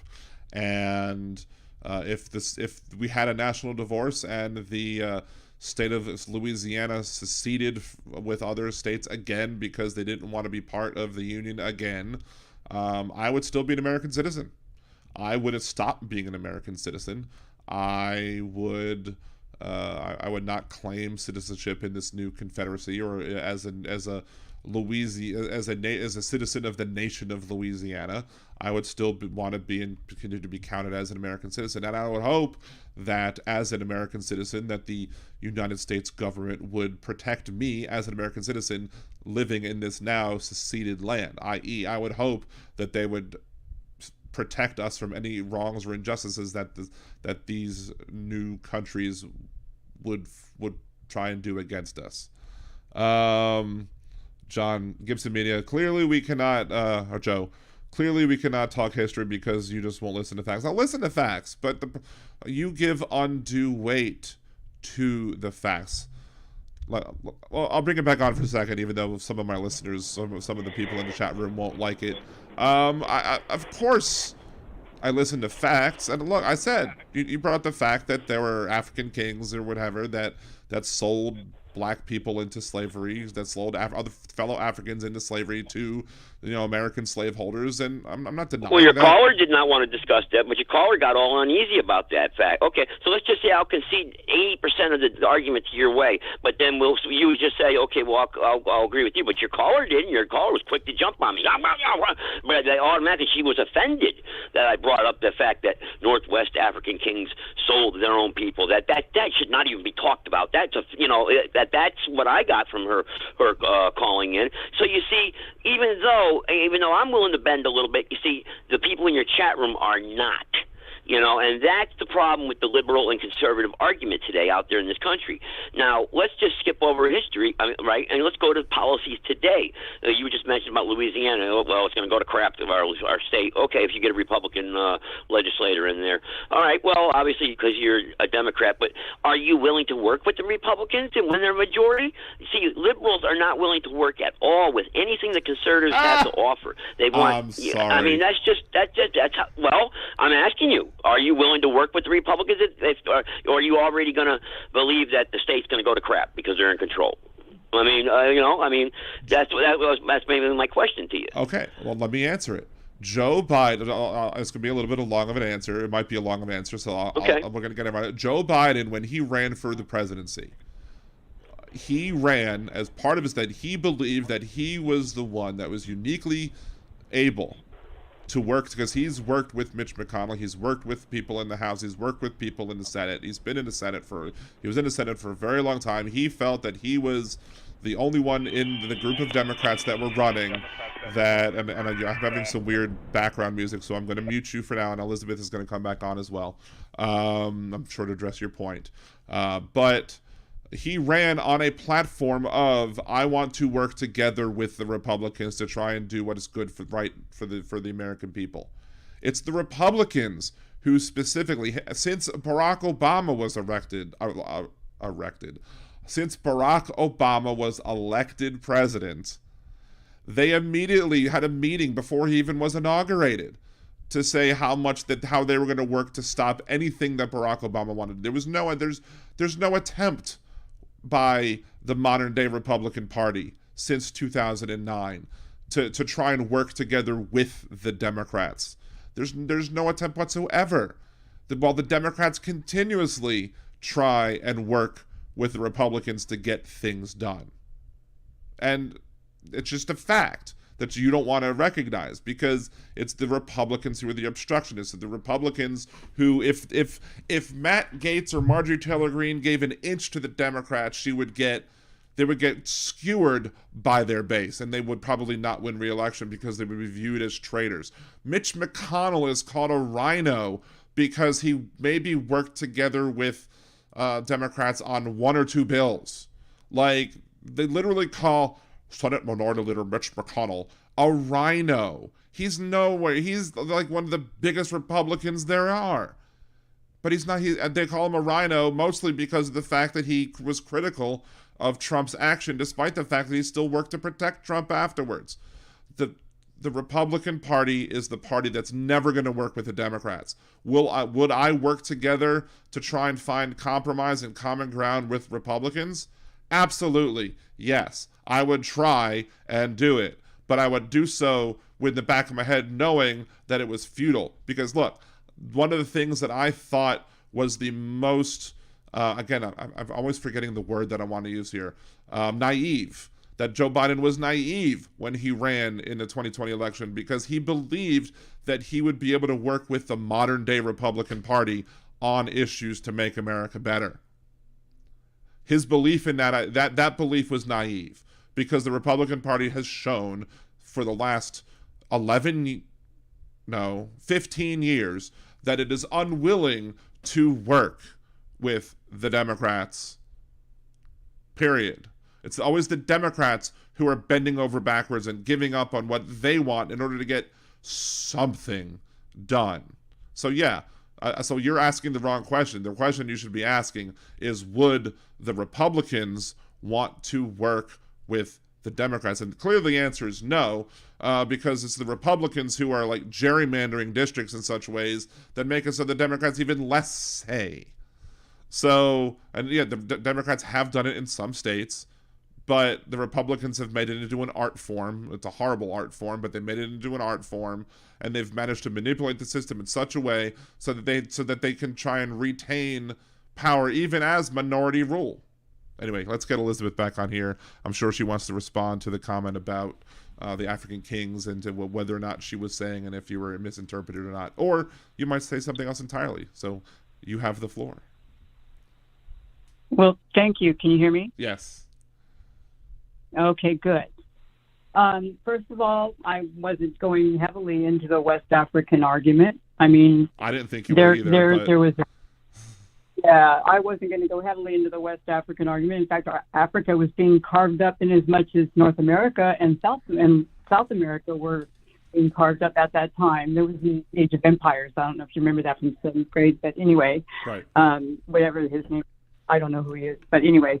But the point being is that those are all they're all straw men. They're all out there just to divert from the fact that this country was established by mercantilists, by people who wanted to make some money, that were loyal to the king for sending the taxes back.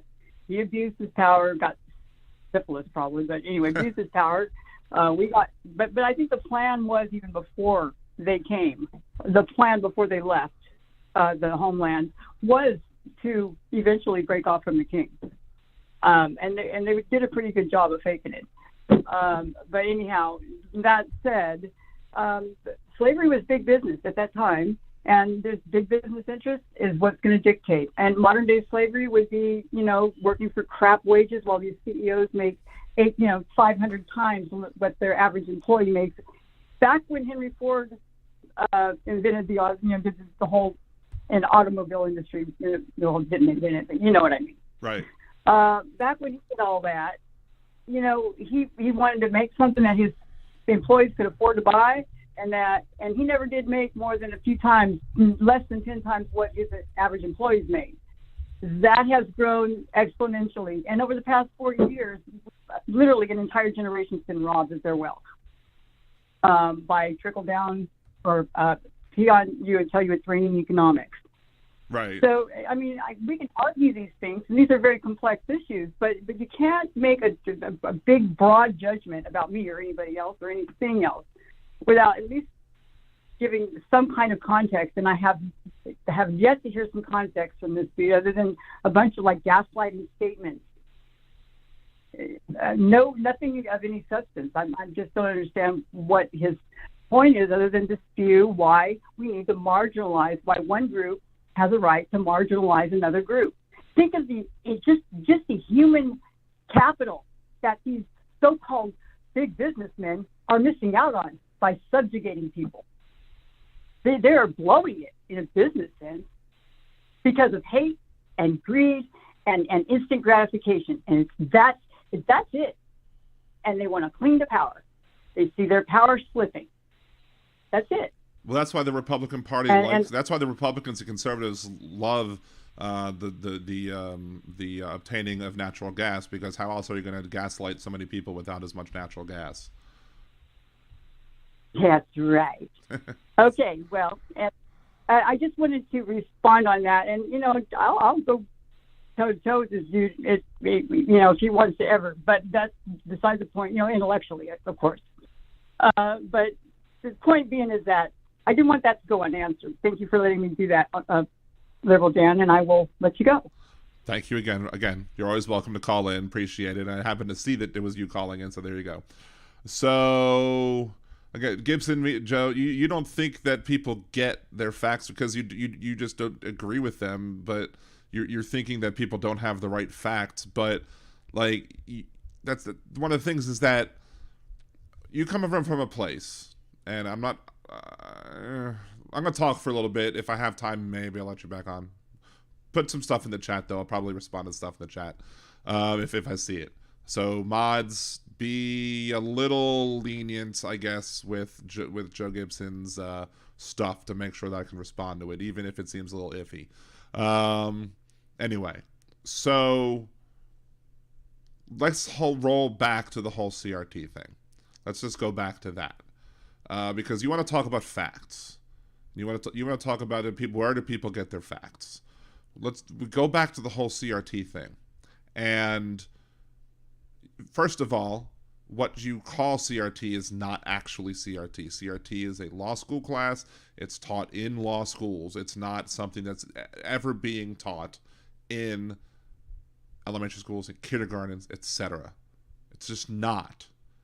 But y'all still call it that. So, but you can't argue from a place where you're saying that you have the facts if you're not going to call what you're mad at the right thing. If you're going to call something CRT that's not, you're not arguing from a space where there's facts. So A.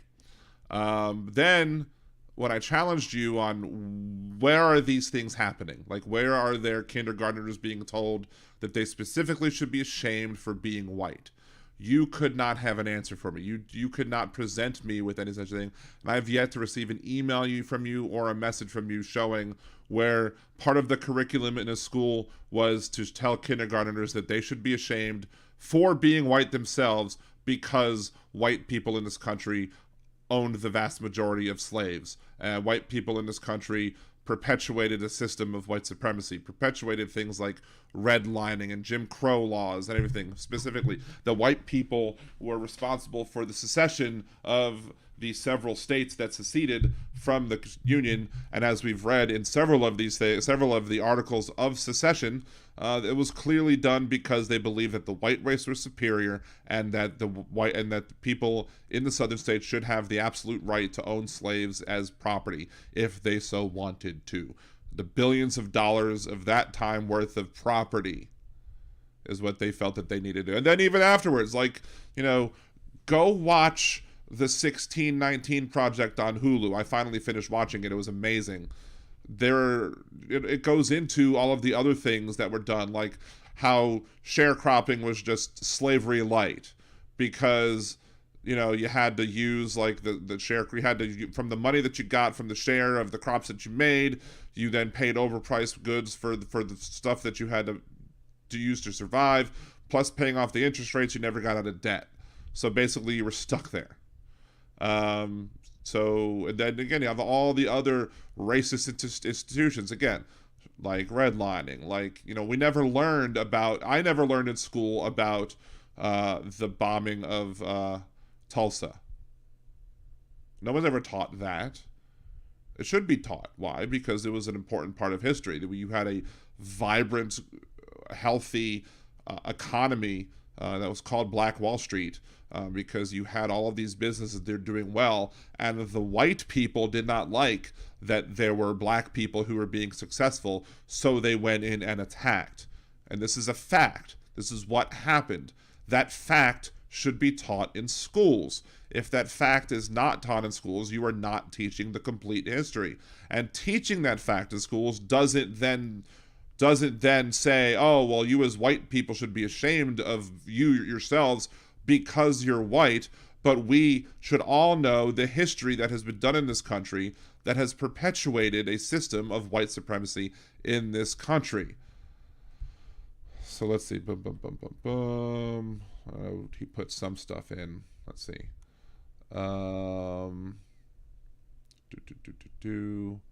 Motivated by the work of Manhattan Institute, Rivo, many of the right allege that CRT-related concepts such as systemic racism and white privilege are infiltrating the curricula of public schools around the country. Okay, so they're alleging such things. So just because they're alleging some things doesn't mean that it's true. And CRT-related concepts doesn't necessarily mean that it's CRT.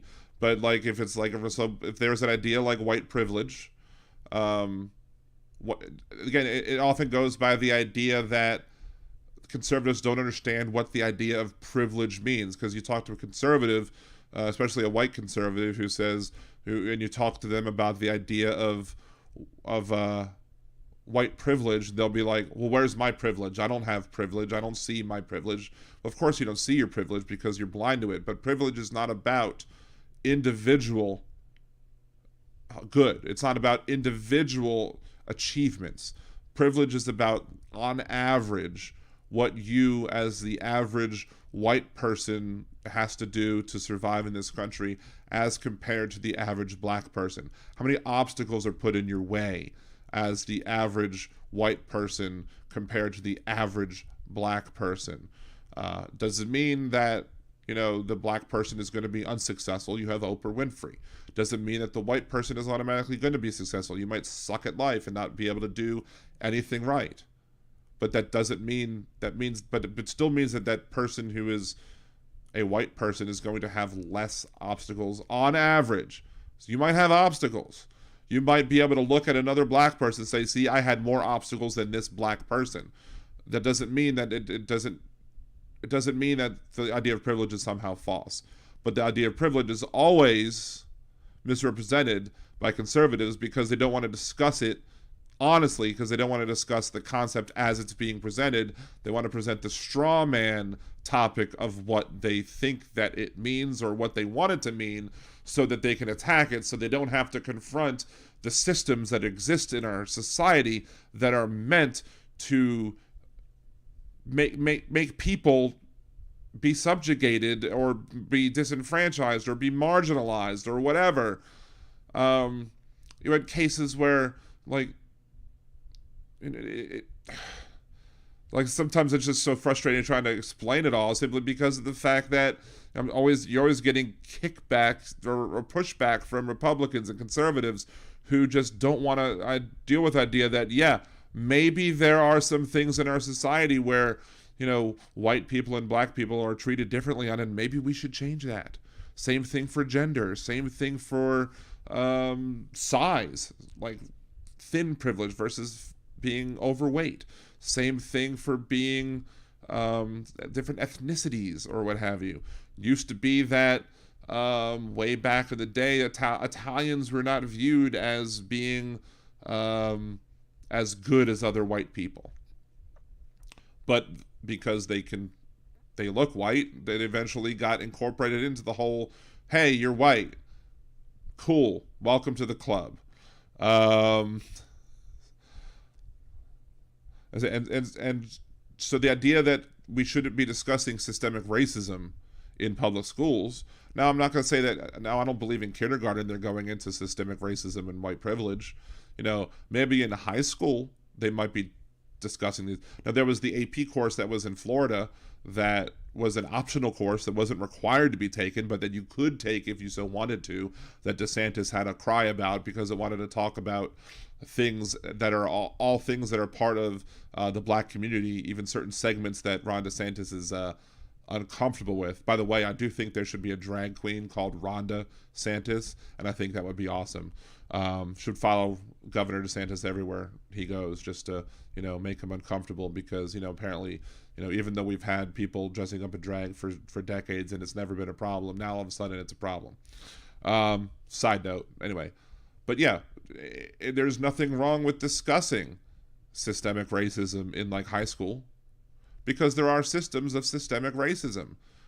And just because we discuss that there are systems of systemic racism, again, it doesn't mean that we're trying to attack white people.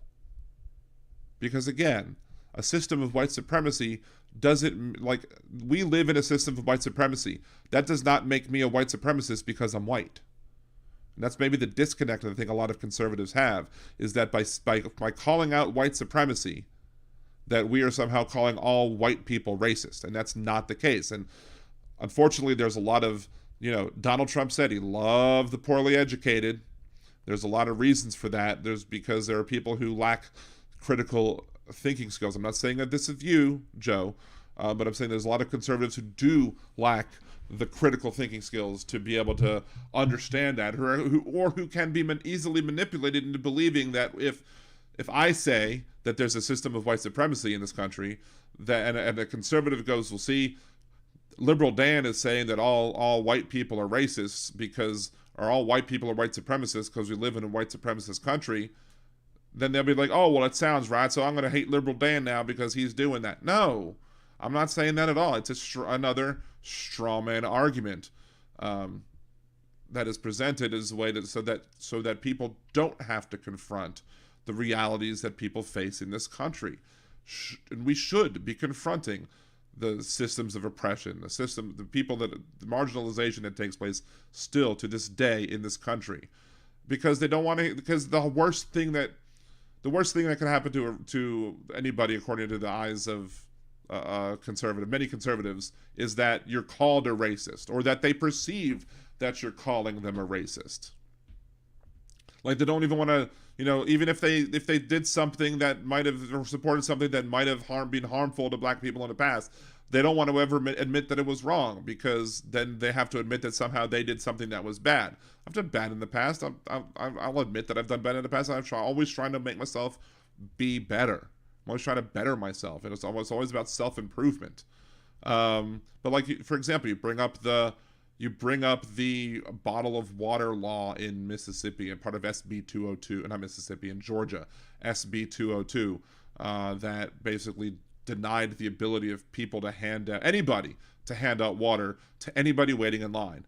And we'll say, well, that's racist. And you'll be like, well, what's racist about water? And you won't look at the issue more deeply or allow the issue to be looked at more deeply, because you have to take it in as a whole. Again, in the state of Georgia, the areas that are more densely populated and have longer lines are areas that have dense black populations. So if you live in a dense black population area, you're going to have a longer line to vote. So if you have a longer line to vote and it's Georgia and it's hot, you might get thirsty or dehydrated more quickly. So it might behoove you to be able to get some water. So if Joe Blow, if I live in Georgia and my wife's waiting in line to vote and it's very hot and she calls me, it's like, hey, honey, can you bring me a bottle of water? I can't do that because it's illegal in Georgia now. But the purpose is that, and any other things, is to make voting more uncomfortable in places where they want voting to be uncomfortable, which is the areas where black people live. They want less black turnout. They want less Democratic turnout, because that's the only way they can win elections, is by suppressing Democratic votes. And in black states that often means suppressing black people voting, because 90 to 95% of black people vote for Democrats. Why? Well, there's a lot of reasons for that, and conservatives don't want to deal with that either. Conservative politicians don't want to deal with that either. But again, they'll be like, well, again, they don't want to look at how the laws intertwine and the effects the laws. So because in and of itself, the words on the page, you can't hand out water, are not in and of themselves racist, but they work to perpetuate a system. They add to the system that is already in existence in Georgia to make it harder for black people to vote, to make it more uncomfortable for black people to vote. And then there are the other things that happen in Georgia, like, a whole apartment building was basically listed under the wrong zip code, because of a clerical error, and people were being denied the right to cast a regular ballot, not a provisional ballot, simply because of the fact that they messed up. And they were telling these people who were living in this, like, old age home, or I think a lot of elderly people lived in this apartment building, and they were telling them they had to go vote all the way down there, when their legitimate correct precinct was the one right next to right close up next to them. And this is another one of the things that the 1619 Project talked about. I mean, if you really want to listen, if you really want to understand the struggles of black people in this country, you will watch that whole series if you have Hulu, or you'll get a free trial of Hulu and binge it. And you might not agree with anything of it, but you should at least try and watch it, simply because that I'm not being paid by the people who did the 1619 Project whatsoever. Trust me, I'm not. I wish I was, but I'm not. But simply speaking, I can only do so much as a white person to describe the struggles that are happening of black people. I can use my privilege to help amplify what black people are saying about their problems in society. But I think it means more when it comes from a black person, simply because of the fact that they are living through it. Like, I can tell you the story about how Nimbus Yosh, the host of the Most of the Smooth Sounds of the Percy podcast, I could talk about how he's been pulled over in Gretna, Louisiana 3 times for playing a stupid game on his phone. One of the times he was pulled over, the police officer was in front of him, coming down the road this way, and he was coming this way, puts the light on, they pull over. He gave him a ticket for having a rear tail light that was out. He didn't see his rear tail light. All he saw was a black driver in the city of Gretna. And there's actually a video about policing in Gretna, and how policing in Gretna is very racist. And again, it's a system of oppression in this country specifically that needs to be fixed. And we might not even have to say the words systemic racism or white privilege.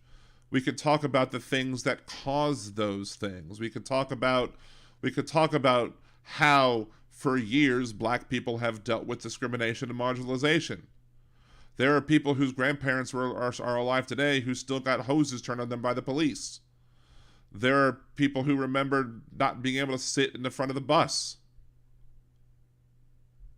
That was a funny story. I would take the bus to public. My high school would use public busing instead of private busing to get people back and forth to school. And I sat in the back of the bus all the time, and they were like, wait a second, why are you in the back of the bus? And we would laugh about it because it's funny, and I'm such a person that you can laugh about it. I'm not going to be upset about it. See, Miss P-Dub, Paddywhack. P-Dubs. I finally get P-Dubs being Paddywhack. I'm a white girl. When I was taught about slavery in grade school, my response was, I'm glad we don't do that anymore. I was not ashamed. Again, that's good. But unfortunately, there are people who are perpetuating the idea that if you do that, you are. Like, Governor DeSantis.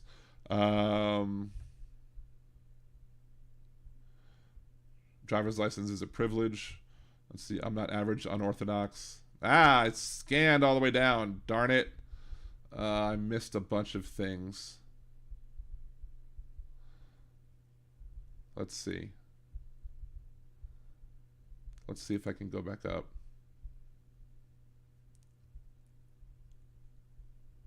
Jeff, I've been pulled over, but I outran the cops more. Nice. There was one time where I thought that a police officer was potentially going to be pulling me over. Whatever the police, I thought the police might have been coming to pull me over, so I got off the interstate. And then I kind of drove around for a minute or two, and then I got back on the interstate, and the police officer pulled somebody else over, and I saw him do a double take, and he was like, I didn't get the right person. Then there was another time where I'm driving down the lakefront of New Orleans, and usually I'm from Maryland, where if you're going to get a ticket, they put under the siren, they follow you, they pull you over, you give you a ticket. So I'm coming down the lakefront, and all of a sudden I see this police officer, and he does this at me. So I'm like, hi, and I walk, and I drive by. Later on, I realized he might have been trying to pull me over. I'm hoping he got a good laugh at the fact that I just waved back and went on my merry way, because why would I stop? Why would I think that you're telling me to stop if you're doing nothing other than this? Anyway. So it gives the media, whatever one thinks of these ideas, they are hardly settled facts on the same epistemic plane as heliocentrism, natural selection, or even climate change. Okay, but here's the thing. I'll turn that back on you, Joe. Is that you claim things are happening, but don't provide the evidence that they are. So if you can't even tell me that it's a fact that it's happening, then why should I believe it? What we can do is we can show examples of, from slavery to Jim Crow to sharecropping and Jim Crow, redlining, the attack on Black Wall Street. We can show all of these historical acts where not only did individual white people seek to punish black people just for being black or discriminate against whatever, but the entire states, entire municipalities, entire governments sought to continue to discriminate against black people, keep them from voting. Grandfather clauses. How many people know that grandfather clause, the idea of a grandfather clause is basically says, if your grandfather can vote, you can vote. Well, that, even though the 15th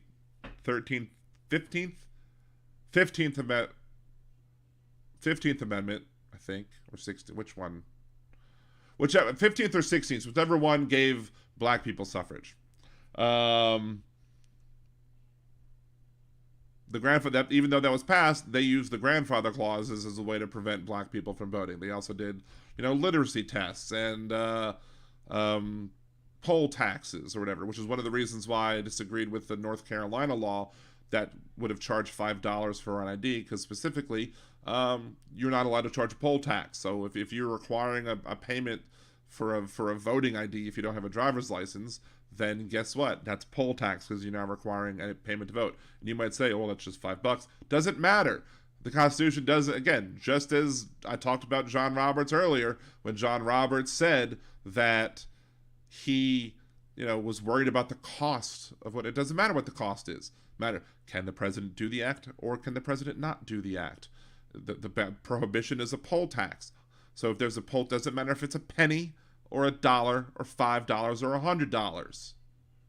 You cannot charge people to vote. That should include the charge to get an ID. In Louisiana, you can get a free identification card if you don't have a driver's license, so you can vote. That's why I'm not opposed to the Louisiana voter ID law.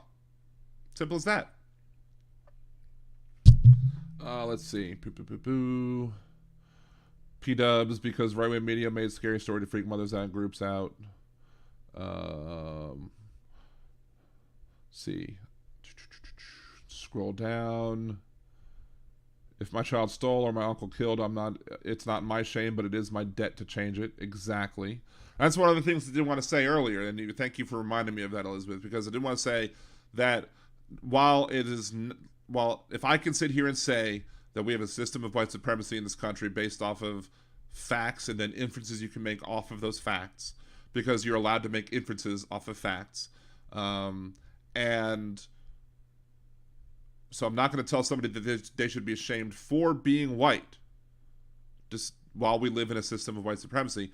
I will be critical of people who refuse to see the systems of white supremacy in this country and who fight against the abolition of those systems. Those people I'll be critical of, not because they're white, but because they're choosing to maintain the system of white supremacy. At that point, you start becoming a white supremacist. Now, if you're actually advocating for white supremacy, then you are a white supremacist.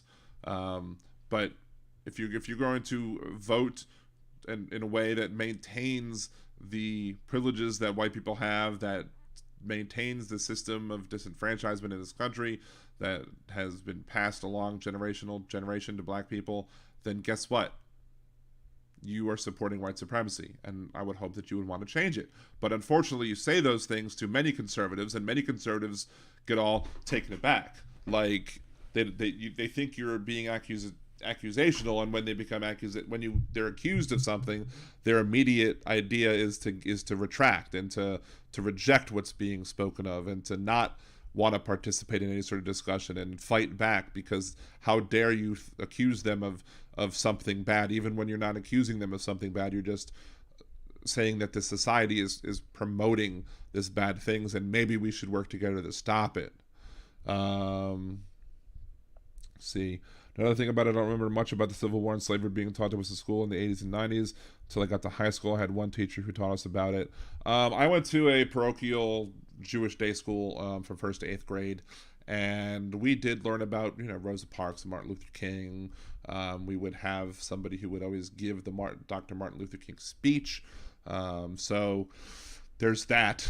Now we're a Jewish school, so we're all white, so whatever. But we learned about, and this is in a Jewish school, so we're learning about like Jewish studies too, like learning about the Torah, learning about living life as a Jewish person, while also learning about math, science, reading, whatever.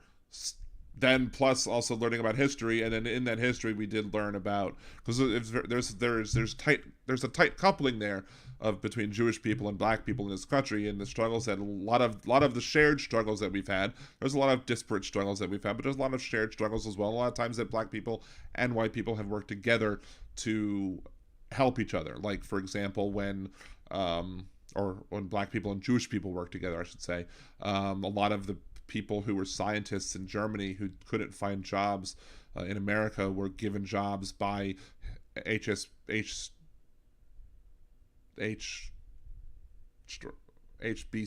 Sorry, I was forgetting the anagram. I'm forgetting the word of that too. Maybe it's getting too late.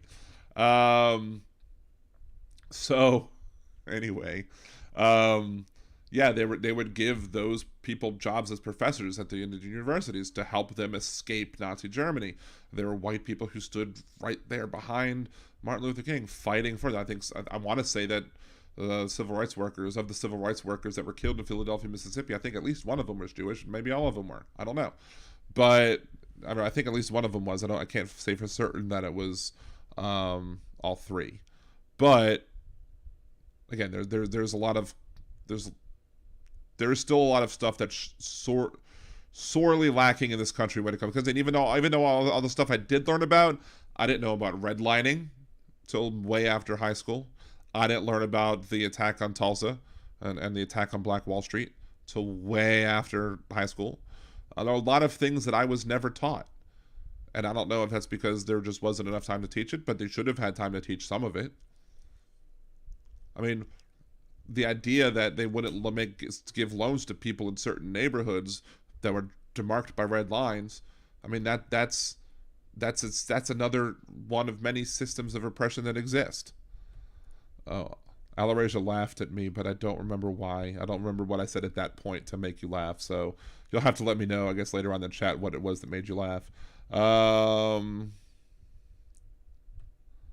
See, Teresa, I cannot tolerate racism, violence, and abuse against people and animals. The sick of me depresses me too. Me too.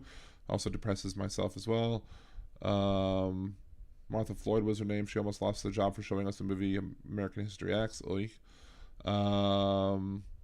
Gibson Media. If students' classroom exposure to left-wing ideological concepts raises the question of its attitudinal effect, are students who report receiving such instruction more woke than those who do not? I'm not exactly sure what you're saying there.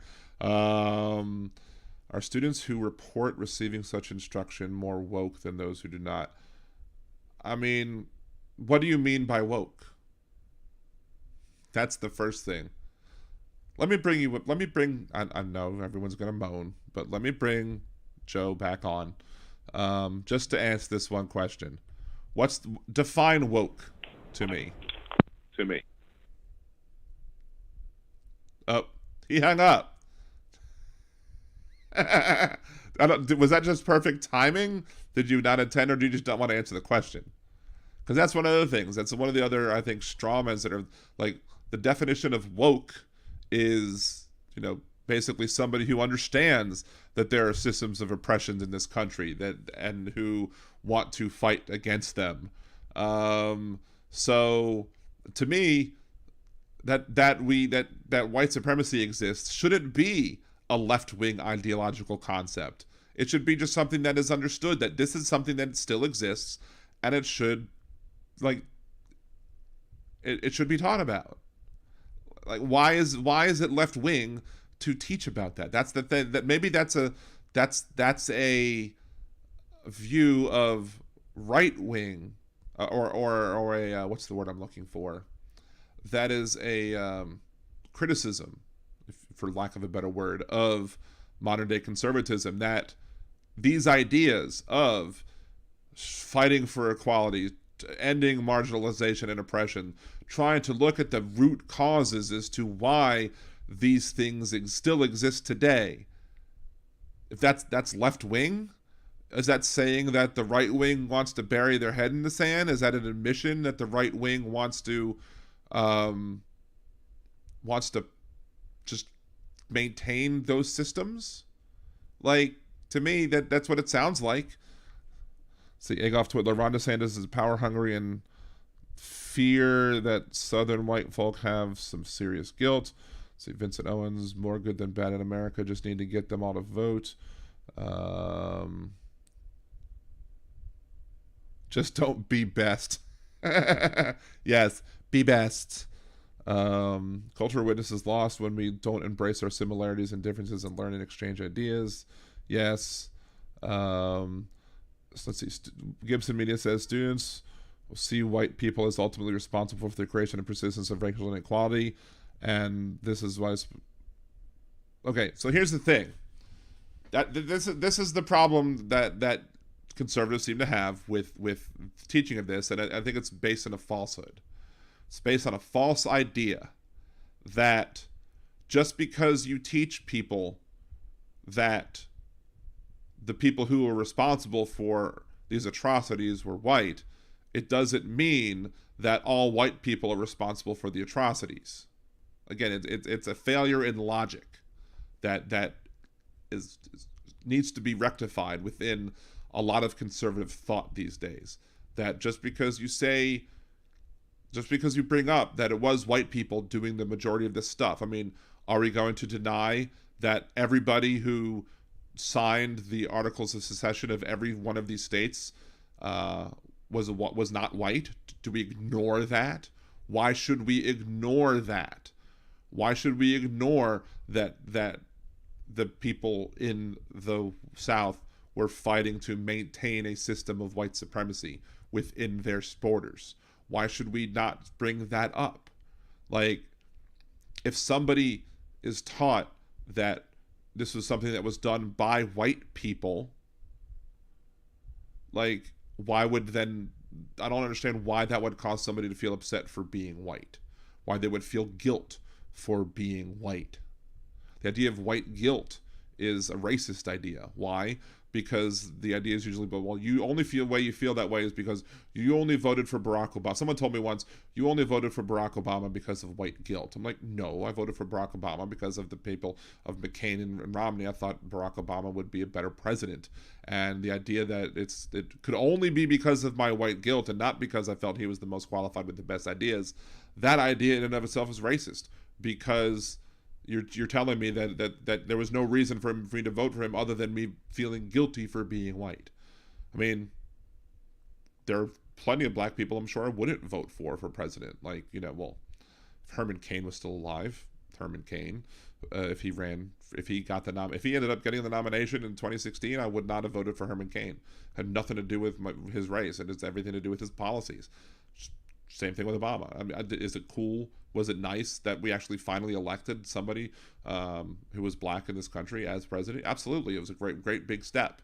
But I wouldn't have done it just for anybody. The person would have had to have been qualified in and of itself. In that election, I was voting John Edwards until he turned out to be a kook and horrible person.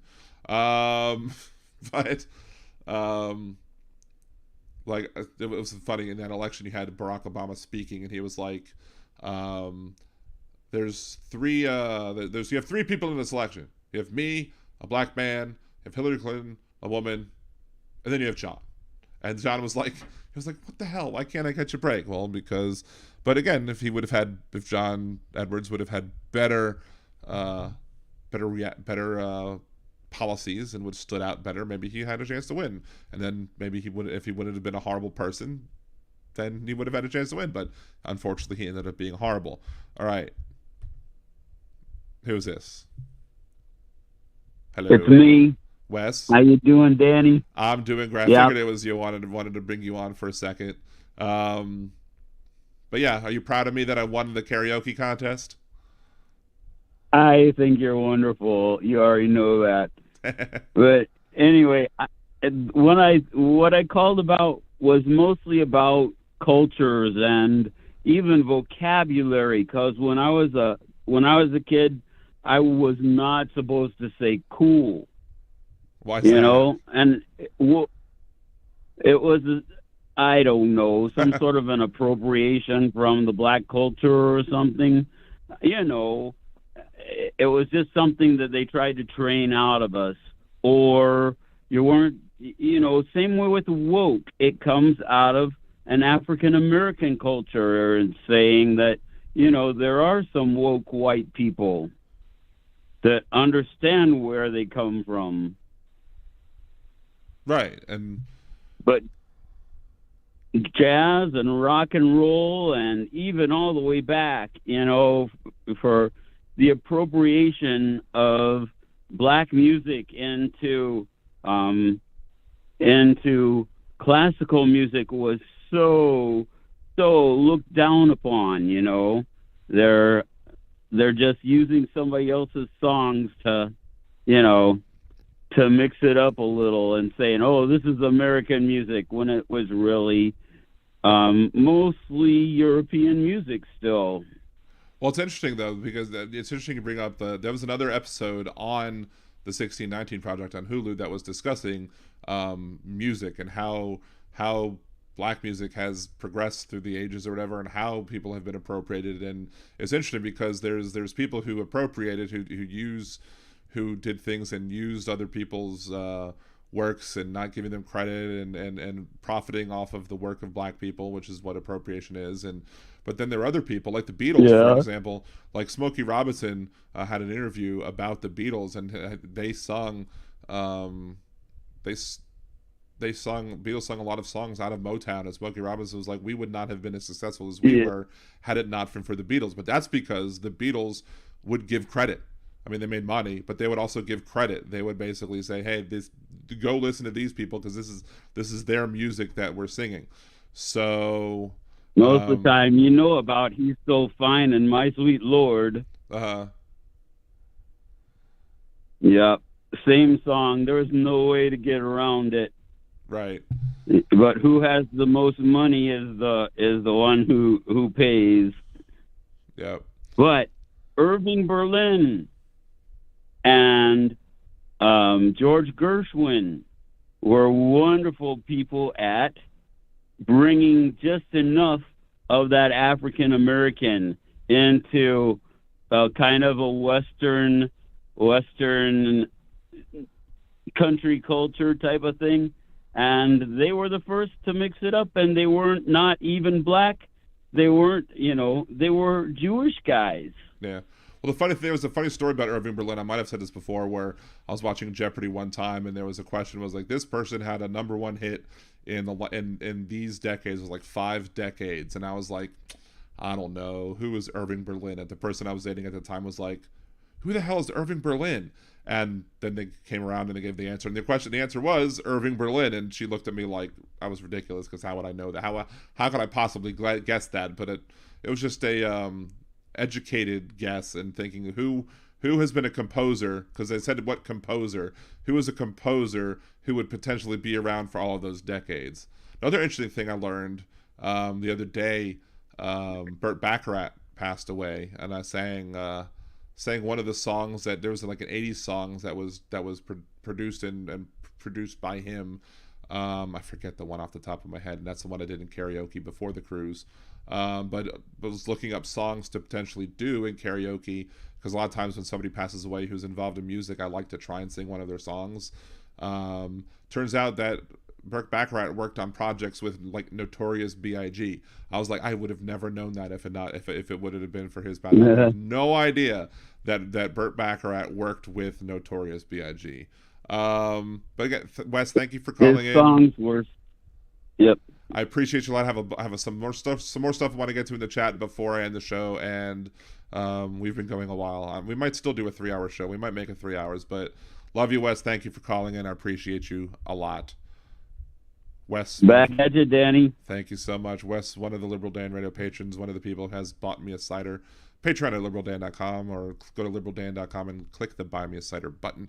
Let's see. Talking about Bill Maher. Maher, he defines woke as identity politics, which he sees as different from the liberal ideology of striving to be colorblind society.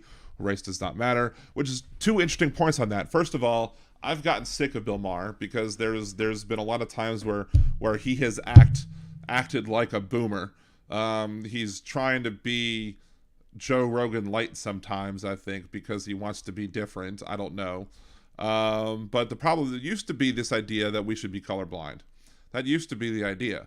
The ideal was colorblindness. But the problem with colorblindness is that if we blind ourselves to the color of people's skin and what black people have to deal with from day to day, you are never going to solve the problems that oppressed minorities deal with.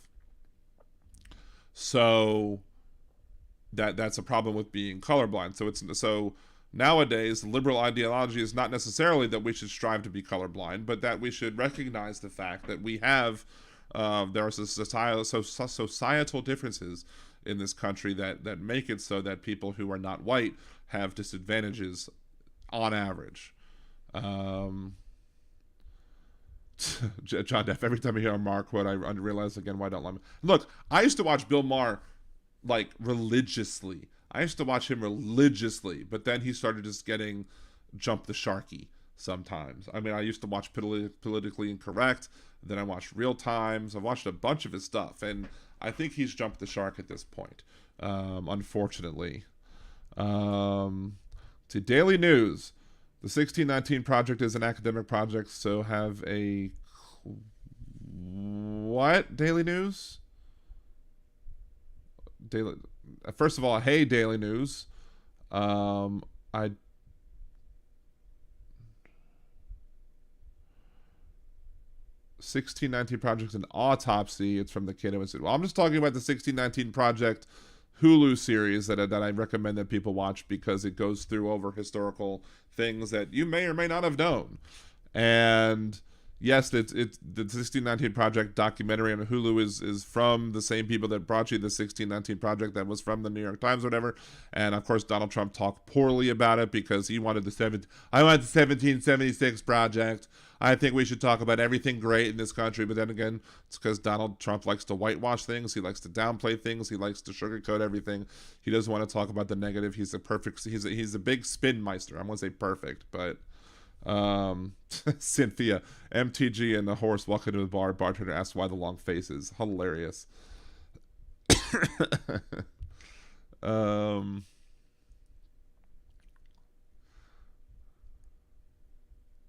Jeff Curry, I thought of another joke that won't offend. Okay. I scrolled too far. Damn it. I hate when that happens. Okay, here we go. Let's see. Trying to scroll down. Woke is another label used by the right child. Well, I mean, there are left people, John, who do use the word woke and who use the word. I've actually used the word overly woke sometimes because, like, there was a comedian one time who talked about how his grandfather or his father was like had to see racism in everything. Again, because there's lots of things where racism is. You don't have to manufacture it. But his grandfather would be like, why the green olives in the jar and the black olives are in the can? So that's the kind of thing I mean by overly woke. That some people just, it's like the people who try and claim that, like if there are people who have had arguments with who happen to be women online where I've corrected them because they're wrong. And you're mansplaining. No, I'm not mansplaining. You're wrong. It's not mansplaining to correct you. If you make an incorrect statement and I correct you, it's not mansplaining. Let's see. Can you be the black singers could not get their songs played in the majority of radio stations, however, if the white singers did the same thing, song would get played. Yeah, and unfortunately, I think that's what happened with Elvis. Elvis did that a little bit too, and I don't know how much Elvis is credited there, but I guess the good thing about the Beatles was that they did give the credit, and people like Smokey Robinson again were like, yeah, we if it wasn't for the Beatles, we probably wouldn't have been as successful as we were.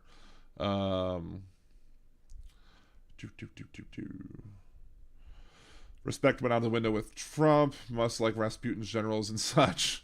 I think it went out before Trump. I think it went out with Obama. I think, and one of the funny things is like Obama, Obama was the racist president, they'll say, or whatever, because he divided the nation on race. No, it's not Obama that divided the nation on race.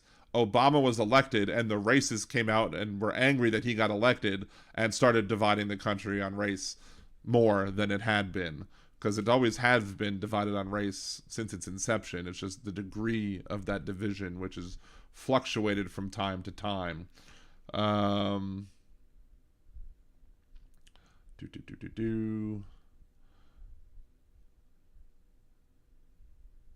See, Patty, subtle digs and euphemisms, fine, she'll live with just any third grader can say, nuh-uh, you are. Yeah. Assorted colorblind is how the left's... That's not assorted colorblind, Daily News. It's the fact that the left wants people to understand. Now that the left wants people to say, look, people should not be treated differently based on the color of their skin, but they currently do, and as such, we can't afford to be colorblind, because if you're colorblind and you don't see color, then you're not gonna take the time to understand and see what the persons of color are dealing with.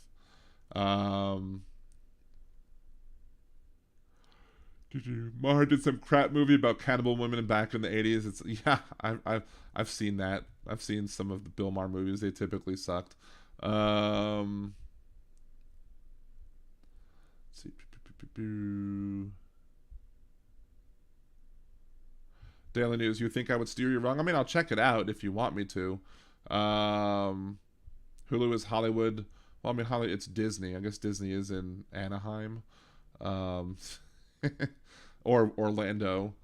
I'll take a look, see, but whatever. Let's see, when Bill Maher mentioned colorblind, it made me cringe. Maher needs to knock the dust that's been collecting on his smoking jacket because his antiqueness is showing. That's pretty much why I call him a boomer. Delius, I don't know if you'd steer me wrong, but you might, you might give me a source that might be a little biased, so to speak. Apparently the only color that holds sway is green these days. Ask Murdoch. Yeah, I think it's Murdoch with an H, maybe. But yeah, that's what I was talking about earlier, is that Murdoch was willing to just... He believed that the election was not stolen, and yet he still allowed the idea that the election was stolen to air on his airwaves because he didn't want to lose viewers. That's why he fired the person... Fox News fired the person that called... that was in charge of the call for Arizona, because he thought that would be a olive branch to the Trumpers who ran away from Fox News that night because they were the first to call Arizona for Biden. It's crazy. Real Bill P overslept again. Well, sleep is important. You can always rewatch later. Just put it on in the background. Give me some time. Let's see. Followed politics my whole life. Never had to know some district congressperson from some state I'll never visit. Appreciate their position. Get to work for your constituents. Right. Did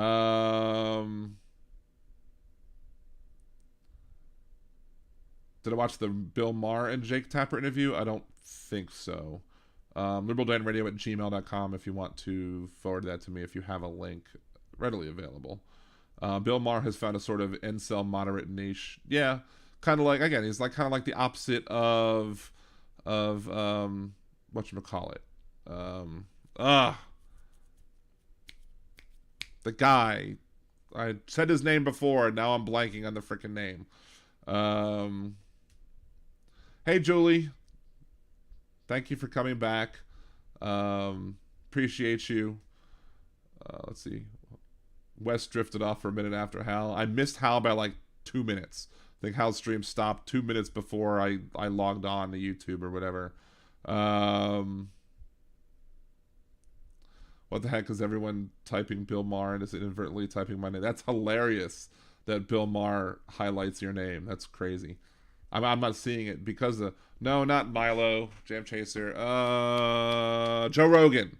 Joe Rogan is who I was thinking. He's basically like the other side of the coin of Joe Rogan. Joe Rogan's a more conservative who's trying to play that little niche audience. I think Bill Maher's trying to play that same sort of niche argument from the other side.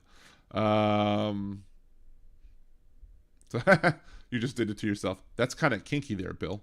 I don't know if you should want to know about what you're doing to yourself. Oh my. Let's see. Boom. Let's try and bring that up. Yes, Wes did very good. Hey, Andrea. Thank you for joining us as well. Appreciate you. Do want to go ahead, and since it's the first of the month, I do want to go ahead and go through and give thanks before I'm not saying the show's not ending now. We might still have things to talk about, but I do want to give thanks to the people who are currently contributing, supporting the show, as I like to do. You have Robert Reynolds, Wes, Bill P, Jolie, Aaron, boy Chris, Cesar from California, and Deminox, the first Liberal Dan Radio patron, and of course you have Julie Swenson, the first Liberal Dan Radio producer as well. So thank you all for supporting the show. Obviously, thank everybody for subscribing. For those who have subscribed, if you haven't subscribed yet, please make sure to do so. I still want to do an episode of the Minicast. I haven't done that in a while. I do want to get that together. I really want to have more people, send a message to the Anchor podcast. I think was it anchor.liberaldan.com? Let me see if that works real quick. Or I think it's minicast.liberaldan.com. liberaldan.com. Yeah, if you go to minicast.liberaldan.com, it brings you to the Liberal Dan Anchor page, and you can leave me a voice message. And one of the shows I wanted to do with this is I can just copy and paste the main link into it as well without the shortcut. One of the things I wanted to do with this was that I wanted to talk about what you as a kid thought what would mean success to you. Like, not like having millions of dollars or whatever, but what things would you own or have that would say, I've reached where I wanted to be as a kid? Like, not like dream job necessarily, like not, oh, I became a baseball player or whatever, but like something that you might have in your house that, you know, either you wanted in your house but never had as a kid, or something that you wanted to be able to do as a kid that you were never able to do, that you said as an adult, I'm going to be able to do this, and that's going to make me successful. And just I want to hear like maybe 2 or 3 of those things that you might have done. You can either you can email me, liberaldanradio@gmail.com. I would rather the Anchor message, because that way you could leave you have your voice clip that I could respond to, I could play. Or if you're a Patreon, if you're a patron already, you can go ahead and send me a message on Patreon as well. Let's see. Trying to see. Let's see. Oh, Rogan plus he flirts with controversy the same way. Maher has had to apologize several times over the years after saying something inflammatory. I really don't like how, you know, Bill Maher really starts getting into like anti-Muslim stuff. Like, he'll back the extremists like Jordan Peterson types on like being anti-Muslim simply because there are a group of Muslims that are terrorists, and so they're like, oh, well, what if 5% are? So much of the world is Muslims, that's a lot of people. But yeah, but still, it doesn't mean you blame all Muslims. You blame the people who are terrorists. And right now in this country, I'm more concerned about white American terrorists than I am about Muslim terrorists, because I think we're doing a good job stopping Muslim terrorists from entering this country. They haven't had an attack for a while now. But there's been attacks by domestic terrorists, and the only one we took out was Ashley Babbitt, a.k.a. terrorist Barbie. So, anywho, that's what it be. Just to kind of wrap up, I guess nothing really new in the chat, but basically just to wrap up, you know, I think probably won't be missing a show for a little bit. I think my next cruise is in April, but that's Thursday to Sunday, or Thursday to Monday morning. So because of that, I won't have to miss anything Liberal Dan Radio wise. I might have to miss some Nerdy Dan stuff. Thank you, Patty Wack, for coming in. Patty Wack sent me some good news. I don't know if you want to talk about it publicly or not, but I got some good news from Patty Wack on my email. I appreciate the fact that, you know, that's good. I'm glad you got the good news you needed to have. Daily News, I wish it was as great like our President Trump. That's a very low bar there, Daily News. How is the missus doing? Is there any good news about the missus, Daily News? Because I haven't seen anything about how she's been since the accident. And what else? What else was I going to say? So while I'm waiting for Daily News' response on that, we have, again, not sure when Hal's coming on. I'm not really going to push it at this point. He wants to come on, he can come on. If he doesn't, he doesn't. It's all good. I still support his show. You know, I'm still both a Patreon of him and a subscriber on YouTube, and occasionally a subscriber on Twitch with my free Amazon Prime account. Remember, if you have a free Amazon Prime account, you can subscribe to my nerdydan.com channel for no additional cost. You just have to renew it every month. And that would be awesome if some of y'all would do that. If you're not already, I don't want to steal Hal's, but if you're not already doing it for Hal, you can do it for me. Twitch.tv/nerdydan, DOTCOM, nerdydan.com. Streams typically take place on Tuesdays and Thursdays. That's when a lot of things drop game-wise. There may be next Thursday where I might have a friend coming to town. As such, I might not be able to do the next Thursday, but I'll know more about that the closer it gets. I will be on Twitch live tomorrow from the on the 2nd. I should be doing it on the 7th as well. See, Real BP, I would love to go. Never gone on a cruise ship. I was on a ship during the Falklands War. We were hit with anti-ship missile. Oy, that's not good. I'm very glad to hear, Daily News, that your better half is doing great. That is excellent to hear. I was worried that it, you know, from what it sounded like, that it might be worse, or it might be a situation that could have gotten bad. So if you're doing better, I'm very glad to hear that. Anyway, so again, so Tuesdays and Thursdays are normally when I go to Twitch and do some gaming. I also have a Liberal Dan Radio Twitch account as well. If that starts getting enough, maybe I'll go ahead and start simulcast streaming. I just would rather I would rather focus on this as well. But it's Liberal Dan Radio on Twitch. I'd rather get this to 1,000 before worrying about trying to get other platforms. I don't want to focus on too many things and lose any effort I have in one. But yeah, but you know, one of the things I've done, like I think I followed somebody's YouTube channel yesterday, and I followed their YouTube channel with all 5 of my YouTube channels. So if you have, let's see, still can't walk but has a great attitude. Well, I'm glad to hear that she has a great attitude. Let's see. The other thing, what was I going to say? I forgot what I was going to say. Yeah, it's okay that you missed it, Andrew. We did have enough people watching to maintain my numbers up on the nerdydan.com. Then, of course, one of the numbers was my Liberal Dan Radio account, watching myself. So it's interesting how you can manipulate those numbers a little bit to get the minimum that you need to do in order to get it done. But we've got it done, and you know, Aaron and Jolie come regularly. Aaron is one of my subs over there as well. Appreciate you as always for that. Which Twitch made it easier to see all of your active subs? Or maybe there is a way I'm just not seeing it yet. Maybe one of the tools that's available. But anyway, so I guess that's pretty much it for this week's show. Let's go ahead and find the ending. I did want to have. Maybe I'll chop up that audio that was from today, because there was a point today, again during Jeff Carrera's show, that he lost his